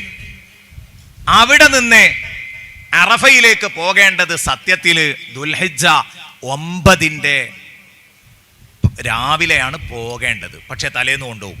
അപ്പോൾ നിങ്ങൾ ശാഠ്യം പിടിക്കരുത്, കിതാബിൽ ഇങ്ങനെയുള്ളതെന്ന് പറയരുത്. അതാ ഞാൻ പറഞ്ഞത്, മുത്തവ്വിഫ് കൊണ്ടുപോകുന്ന സമയം അതന്നെ ഏറ്റവും അഫ്ളൽ. അവിടെ നമ്മളായിട്ട് വിഘടിച്ച് നിന്നിട്ട് ഒരു കാര്യമില്ല. അവരെപ്പോഴാണ് നിങ്ങളെ ടെന്റിന് സമയം തന്നത്, അപ്പൊ കയറിപ്പോയിക്കോളാം. അതിന്റെ അർത്ഥം അറഫയിൽ അതിന്റെ മുമ്പെത്തരുത് എന്നല്ല, അതിൻ്റെ മുമ്പെത്താം. ആ സമയം കഴിഞ്ഞു പോകാതിരിക്കാൻ ശ്രമിക്കുക എന്നുള്ളതാണ്. പിന്നെ ഏറ്റവും അഫ്ളൽ അത് തന്നെയാണ്, സുബഹി ആയിട്ട് പോകലാണ്. അങ്ങനെ അറഫയിലേക്ക് എത്തുന്നു. അറഫയിൽ ദുൽഹിജ്ജ 9 അറഫയിൽ നിൽക്കുന്നു. അറഫ എന്ന് പറഞ്ഞാൽ വല്ലാത്ത ഒരു മൈതാനമാണ്. യാ അല്ലാഹ്, ഹാജിമാരെല്ലാവരും ഒരു മൈതാനത്ത് ഒരുമിച്ച് കൂടുന്നത്. മത്താഫിൽ എല്ലാവരും ഒപ്പം ഉണ്ടാവുമോ? ഉണ്ടാവൂല. മിനയിൽ എല്ലാവരും ഒപ്പം ഉണ്ടാവുമോ? ഒരു സാധ്യത നിങ്ങൾക്ക് തോന്നുന്നുണ്ടാവില്ല. കുറെ ആൾക്കാർ മക്കത്തേക്കാരം കുറെ അങ്ങനെയൊക്കെ ഉണ്ടാവും. മിനയിലും ഒപ്പം ഉണ്ടാവില്ല. ഒപ്പം 50 ലക്ഷം ആളുകളാണ് ഹജ്ജിനുള്ളതെങ്കിൽ 50 ലക്ഷം ഒപ്പം ഉണ്ടാകല് എവിടെയാ? അറഫയിലാണ്. ആ അറഫ മരുഭൂമിയിൽ 50 ലക്ഷം മുഅ്മിനീങ്ങളും മുഅ്മിനാത്തുകളും അള്ളാഹുവിനോട് പടച്ചോനെ ഞങ്ങളെ സ്വീകരിക്കണേ എന്ന് പറഞ്ഞാൽ അള്ളാഹു തട്ടിക്കളയോ മുഅ്മിനീങ്ങളെ? അവിടെ നിന്ന് ദുആരക്കുമ്പം നിങ്ങൾ ഞങ്ങളെ മറക്കരുത്. സംഘടിപ്പിച്ചവരെ, പ്രസംഗിച്ചവരെ, സംഘാടകരെ ആരെയും നിങ്ങൾ മറക്കരുത്. ഹാജിമാരെ, ഹജ്ജുമ്മമാരെ, നിങ്ങൾ ദുആ ചെയ്യണമെന്ന് വസിയ്യത്ത് ചെയ്യാണ്. ഇബ്ലീസ് ഏറ്റവും കൂടുതൽ കരയുന്നത് അറഫ പിരിയുന്ന നേരത്താണത്രേ. അറഫ പിരിഞ്ഞ് എല്ലാവരും മുസ്ദലിഫയിലേക്ക് പോകൂലേ? മഗ്രിബ് കഴിഞ്ഞാൽ ഒക്കെ മുസ്ദലിഫയിലേക്ക് നീങ്ങുമല്ലോ. ആ മുസ്ദലിഫയിലേക്ക് നീങ്ങിക്കഴിഞ്ഞാൽ സുബ്ഹാനല്ലാഹ്, മുസ്ദലിഫയിൽ എല്ലാവരും അങ്ങോട്ട് ഒരുമിച്ച് കൂടുമ്പോൾ അറഫ കഴിഞ്ഞ് പിരിഞ്ഞു പോകുമ്പോൾ ഇബ്ലീസ് സങ്കടത്തോടെ തലയിൽ മണ്ണ് വാരിയിട്ട് സങ്കടത്തോടെ പറയത്രേ, 60, 70, 80 വയസ്സ് വരെ ആ മനുഷ്യനെ പിഴപ്പിക്കാൻ ഞാൻ എത്ര റിസ്ക് എടുത്തത്. അത് മുഴുവനും ഈ അറഫയിലെ കണ്ണീര് കൊണ്ട് അയാൾ പൊറുപ്പിച്ച് കയൗമി വലദതുഹു ഉമ്മുഹു, ഉമ്മ പെറ്റ കുട്ടിയെ പോലെയാണല്ലോ മുസ്ദലിഫയില്. നവജാത ശിശുക്കളെ പോലെ തെളിഞ്ഞ കണ്ണാടി ഹൃദയമുള്ള എത്ര ലക്ഷം ആളുകൾ. ഞാൻ എടുത്ത പണിയൊക്കെ വെള്ളത്തിലായല്ലോ എന്ന് പറഞ്ഞ് ഇബ്ലീസ് കരയുന്നു. കാരണം ഹബീബായ റസൂലുള്ളാഹി തങ്ങൾ പറഞ്ഞു, അറഫയിൽ നിന്നൊരാൾ ദുആ ചെയ്തു, എന്നിട്ട് അയാൾ സംശയിക്കുകയാണ്. ഞാൻ അറഫയിൽ നിന്നു, പടച്ചോനോട് എൻ്റെ കാര്യങ്ങളൊക്കെ പറഞ്ഞു, എൻ്റെ ദുആ സ്വീകരിച്ചിട്ടുണ്ടാകുമോ എന്ന് സംശയിക്കുന്നതിലേറെ വലിയ ഒരു വൻ പാപമില്ല. എങ്ങനെ? അറഫയിൽ നിന്ന് ദുആർന്നിട്ട് എൻ്റെ ദുആന് ഉത്തരം കിട്ടിയിട്ടുണ്ടാകുമോ എന്ന് സംശയിക്കലാണ് ഏറ്റവും വലിയ കുറ്റം. അപ്പൊ അതിന്റെ അർത്ഥം എന്താ? അറഫയിൽ നിന്ന് ദുആർന്നാല് ഉത്തരം ഉറപ്പാണ്. അപ്പൊ അറഫയിൽ നിന്ന് കൈ ഒന്നിച്ചുമ്പോൾ അത് ഓർമ്മ വരണം. അറഫയിൽ നിന്ന് കൈ പൊക്കുമ്പോൾ അത് ഓർമ്മ വരണം. ഈ ഭൂമി ഏതാണ്? ഈ ഘട്ടം ഏതാണ്? അൽ ഹജ്ജു അറഫ. മുഹമ്മദുർ റസൂലുള്ളാഹ് സ്വല്ലല്ലാഹു അലൈഹി വസല്ലം തങ്ങൾ പറഞ്ഞു, ഹജ്ജ് അറഫയാണ്, ഹജ്ജ് അറഫയാണ്. മുത്തു നബി സ്വല്ലല്ലാഹു അലൈഹി വസല്ലം അങ്ങനെ അറഫയിൽ നിന്ന് മുസ്ദലിഫയിലേക്ക് എത്തി. മുസ്ദലിഫയിൽ നിന്ന് കല്ല് പെറുക്കി. അതൊക്കെ നിങ്ങൾ പഠിച്ചിട്ടുണ്ടാകും. പുസ്തകത്തിലൊന്നും കൂടെ വായിച്ചതൊക്കെ പഠിക്കണം. കല്ല് പെറുക്കണം. ആ കല്ലുകളൊക്കെ അവിടെ നിന്ന് പെറുക്കിയിട്ട് അന്ന് ആ വന്ന ദിവസം തന്നെ അർദ്ധരാത്രി കഴിഞ്ഞാൽ ജംറത്തുൽ അക്ബർ എറിയാനുള്ള സമയമായി. അഫ്ളൽ പിറ്റേന്ന് നേരം വെളുത്ത് ഉച്ചൻ്റെ മുമ്പാ. പക്ഷെ അതൊക്കെ പറയുമ്പോൾ നിങ്ങളോട് ഈ ഒരു വിഷയം പറയേണ്ടി വരും. എന്ത്? നിങ്ങൾ ഈ അഫ്ളൽ തന്നെ നോക്കി തെരഞ്ഞു നടന്നാൽ ചിലപ്പോൾ ഒന്നുമില്ലാതെയാവും. ഇപ്പം നമ്മളിങ്ങനെ വരുമ്പോൾ ജംറത്തുൽ അക്ബർ ഒഴിഞ്ഞ് കിടക്കുക. മുസ്ദലിഫയിൽ നിന്ന് വരുമ്പോൾ ജംറത്തുൽ അക്ബറിൻ്റെ അടുത്ത് കൂടെയാണ് ടെൻ്റെക്ക് വരുന്നത്. അപ്പോൾ ഏറാണ്ട് കഴിച്ച അർദ്ധരാത്രി കഴിഞ്ഞെങ്കിൽ, അർദ്ധരാത്രി കഴിഞ്ഞിട്ടുണ്ടെങ്കിൽ എന്തായാലും കഴിയുമല്ലോ. അർദ്ധരാത്രി കഴിഞ്ഞതിൻ്റെ ശേഷം മുസ്ദലിഫയിൽ നിൽക്കണം ഒരു സെക്കൻഡെങ്കിലും. അത് കഴിഞ്ഞിട്ടല്ലേ നമ്മൾ നടത്തും. അപ്പം എന്തായാലും കഴിയും. അപ്പം ആ അർദ്ധരാത്രി ആ ഏർ അവിടെയാണ് കഴിച്ചാൽ ജംറത്തുൽ അക്ബറിൻ്റെ ഏറ് കഴിയും.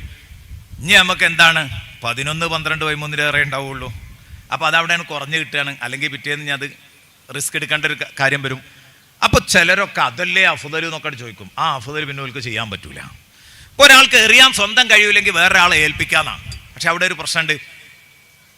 ഏൽപ്പിച്ച ആളുടെ ഏറ് നമ്മളെ സ്വന്തം ഏറ് കഴിഞ്ഞിട്ടേ എറിയാവൂ. ജംറത്തുൽ അഖബൻ്റെത് പ്രശ്നം ഉണ്ടാവില്ല, ഒറ്റ ഏറല്ലേ ഉള്ളൂ. ജംറത്തുൽ അഖബ അല്ലാത്തത് 3 ഏറുണ്ടാവുമല്ലോ. ഊലി, മുസ്തി, അഖബി ഉണ്ടാവും. ഒന്നാമത്തേലും രണ്ടാമത്തേലും മൂന്നാമത്തേലും. അപ്പോൾ ഈ ഒന്നാമത്തേതിൽ എറിഞ്ഞിട്ട് പിന്നെ നമ്മളെ ഏൽപ്പിച്ച അയമുട്ടിൻ്റെതും എറിഞ്ഞു, അത് പറ്റൂല. 1-ൽ നമ്മുടേത് എറിയണം, 2-ൽ നമ്മുടേത് എറിയണം, 3-ൽ നമ്മുടേത് എറിയണം. എന്നിട്ട് പിന്നെ 1-ലേക്ക് തിരിച്ചു വന്നിട്ട് അയമുട്ടിൻ്റെ എറിയണം. 1, 2, 3 ഇങ്ങനെയാണ് അഫ്ളൽ. അഫ്ളൽ എന്ന് പറഞ്ഞാൽ മുഴുത്തമതായ അഭിപ്രായം. അഫ്ളൽ എന്ന് പറഞ്ഞുകൂടെ, അതിന് പ്രബലമായ അഭിപ്രായം അത് അങ്ങനെ ചെയ്യണം, അപ്പോഴേ സഹിയാവുള്ളൂ എന്ന്. ഞാനിത് പറഞ്ഞപ്പം എൻ്റെ കൂടെയുള്ള ഹാജിമാരോട് പറഞ്ഞു, അങ്ങനെയാണെങ്കിലും അവിടെ ഇമാം സർക്കഷിക്ക് ഒരു അഭിപ്രായമുണ്ട്, ജംറത്തുൽ ഊലയിൽ എൻ്റെ ഏറ് കഴിഞ്ഞാൽ എന്നെ ഏൽപ്പിച്ച അയമുട്ടിൻ്റെതും അറിയാം. ഇമാം സർക്കഷിക്ക് ഒരു അഭിപ്രായമുണ്ട്. ഇഖ്തിലാഫുൽ അയിമ്മത്തി റഹ്മത്തുൽ ഉമ്മ. ഇമാമിങ്ങളുടെ അഭിപ്രായ വ്യത്യാസം പലയിടങ്ങളിലും സമുദായത്തിന് വലിയ കാരുണ്യമാണ് റസൂലുള്ളാഹി സ്വല്ലല്ലാഹു അലൈഹി വസല്ലം. അപ്പം അത് ഇത്തരം ഘട്ടങ്ങളിൽ വളരെ പ്രസക്തമാണെന്ന് പറഞ്ഞു ഞാൻ. അപ്പോൾ ഒരു ഉസ്താദിൻ്റെ എൻ്റെ കൂടെ മൂപ്പര് പറഞ്ഞു, ഞാനേ മുഴുത്തമതനുസരിച്ച് അമൽ ചെയ്യാനാണ് പോകുന്നത്. നിങ്ങളെ ഈ ഒപ്പിക്കൽ പരിപാടി നമുക്കിത് കൊണ്ടുപോയി ശീലമുള്ളത് കൊണ്ടും പ്രാക്ടിക്കൽ രൂപം അറിയാവുന്നത് കൊണ്ടും പറഞ്ഞതാണ്. ഇയാൾക്ക് മനസ്സിലായിട്ടില്ല. ഏതായാലും ഇയാൾ എന്ത് ചെയ്തു, ഇയാളുടെ ഏറ് കഴിഞ്ഞു, മറ്റോടത്തും പോയി എറിഞ്ഞതിന് ശേഷം പിന്നെ തിരിച്ചു വരാൻ നോക്കിയപ്പോൾ പോലീസുകാർ വിട്ടില്ല, തിരിച്ചിങ്ങോട്ട് വിട്ടില്ല. ഇങ്ങോട്ട് വിടാഞ്ഞാൽ പിന്നെ അപ്പുറത്തു കൂടെ വരണം. അപ്പുറത്തു കൂടെ വരണമെങ്കിൽ 3 കിലോമീറ്റർ വെയിലുകൊണ്ട് നടക്കണം, എന്നിട്ട് ഇങ്ങോട്ട് വരണം. അവിടെ ആണ് വെയിലുകൊണ്ട് നടന്നപ്പോഴേക്ക് പിന്നെ മൂപ്പർക്ക് വരണ്ട. മൂപ്പര് റൂമിൽ പോയി. ബന്നപ്പനോട് പറഞ്ഞു, സർക്കശി റഹ്മത്തുള്ളാഹി അലൈഹി അറിഞ്ഞ ഇയാൾ, ഇമാം സർക്കശി റഹ്മത്തുള്ളാഹി അലൈഹി, നിങ്ങളും അപ്പോഴും കഴിച്ചിലായി. ഞാൻ എൻ്റെ ഭാര്യ എന്നെ എറിയാൻ ഏൽപ്പിച്ചിരുന്നു, ഭാര്യ പറ്റ അവശയായിരുന്നു, ഏൽപ്പിച്ചിരുന്നു. പക്ഷേ ഞാൻ ഇനിയിപ്പോൾ ആടറക്കാൻ തീരുമാനിച്ചു, കഴിയൂലായിരുന്നു. ഇപ്പോൾ ഉണ്ടോ സർക്കശി ഇമാമിൻ്റെ വില? പ്രായോഗിക വശങ്ങൾ അവിടെ ചിലയിടത്തൊക്കെ നോക്കേണ്ടി വരും. അതൊക്കെ നമ്മൾ അറിഞ്ഞിരിക്കുന്നത് നല്ലതാണ്. അവിടെയൊക്കെ വാശി പിടിച്ച്, പ്രത്യേകിച്ച് ഉസ്താദുമാരൊപ്പം ഉണ്ടായാലാ കുടുങ്ങുക. അവരൊരു ഭാഗം മാത്രം ഇങ്ങനെ വായിച്ചു പോയിട്ടുണ്ടെങ്കിൽ വലിയ പ്രയാസങ്ങളായിരിക്കും. അപ്പോൾ ഏതാവട്ടെ, ഞാൻ പറഞ്ഞു വന്നത് അത് ശ്രദ്ധിക്കുക. പിന്നെ മിനയിൽ രാപ്പാർക്കുക. ആ മിനയിൽ രാപ്പാർക്കുന്ന ദിവസങ്ങളൊക്കെ ദ്വാരക്കേണ്ടത്. ഞാൻ നേരത്തെ ഓതി വെച്ച ദീർഘമായ ആയത്തുകളിൽ അതുണ്ട്. സമയം വൈകിയതുകൊണ്ട് ഇനി അതിലേക്കൊന്നും കടക്കുന്നില്ല. ഞാൻ ആ ആയത്ത് ഫുള്ളും ഇങ്ങോട്ട് അർത്ഥം പറഞ്ഞിട്ട് പറയണമെന്നാണ് കരുതിയിരുന്നത്. പക്ഷേ ഞാൻ വിചാരിച്ചിടത്തൊക്കെ സമയം വിട്ടിട്ടുണ്ട്. അപ്പോൾ അതുകൊണ്ട് അവസാനിപ്പിക്കുന്നു. ആ മിനയിൽ രാപ്പാർത്ത് എന്നിട്ട് 11 ഏറ്, 12 ഏറ്, 13 ഏറ്, 3 സ്ഥലത്തും ഏറുണ്ട്. 10ൻ്റെ അന്ന് ഏതുമുണ്ട്, നമ്മൾ ജംറത്തുൽ അഖബ ഏറുമുണ്ട്. ഈ ഏറുകളൊക്കെ കഴിഞ്ഞിട്ട് പോരുക. 12-ന് എറിഞ്ഞിട്ട് പോരുന്ന രൂപം, നേരത്തെ പോരുന്ന രൂപമുണ്ട്, ആ രൂപവും കൊള്ളാം. പക്ഷേ നമ്മളൊക്കെ ചെയ്യേണ്ടത് ഈ പറഞ്ഞതുപോലെ അവിടെ നിൽക്കുന്നതിന് തടസ്സമൊന്നുമില്ലെങ്കിൽ, ചിലപ്പോൾ ബാത്റൂം പ്രശ്നമൊക്കെ ഉണ്ടെങ്കിൽ ചിലപ്പോൾ നേരത്തെ പോരാൻ പറയും മുത്തോയിഫ്മാർ. അപ്പോൾ നമുക്ക് അത് ചെയ്യാം. ഫമൻ തഅജ്ജല ഫലാ ഇസ്മ അലൈഹി എന്നൊക്കെ വിശുദ്ധ ഖുർആൻ വളരെ വ്യക്തമായിട്ട് പറഞ്ഞല്ലോ. ഞാൻ നേരത്തെ ഓതി.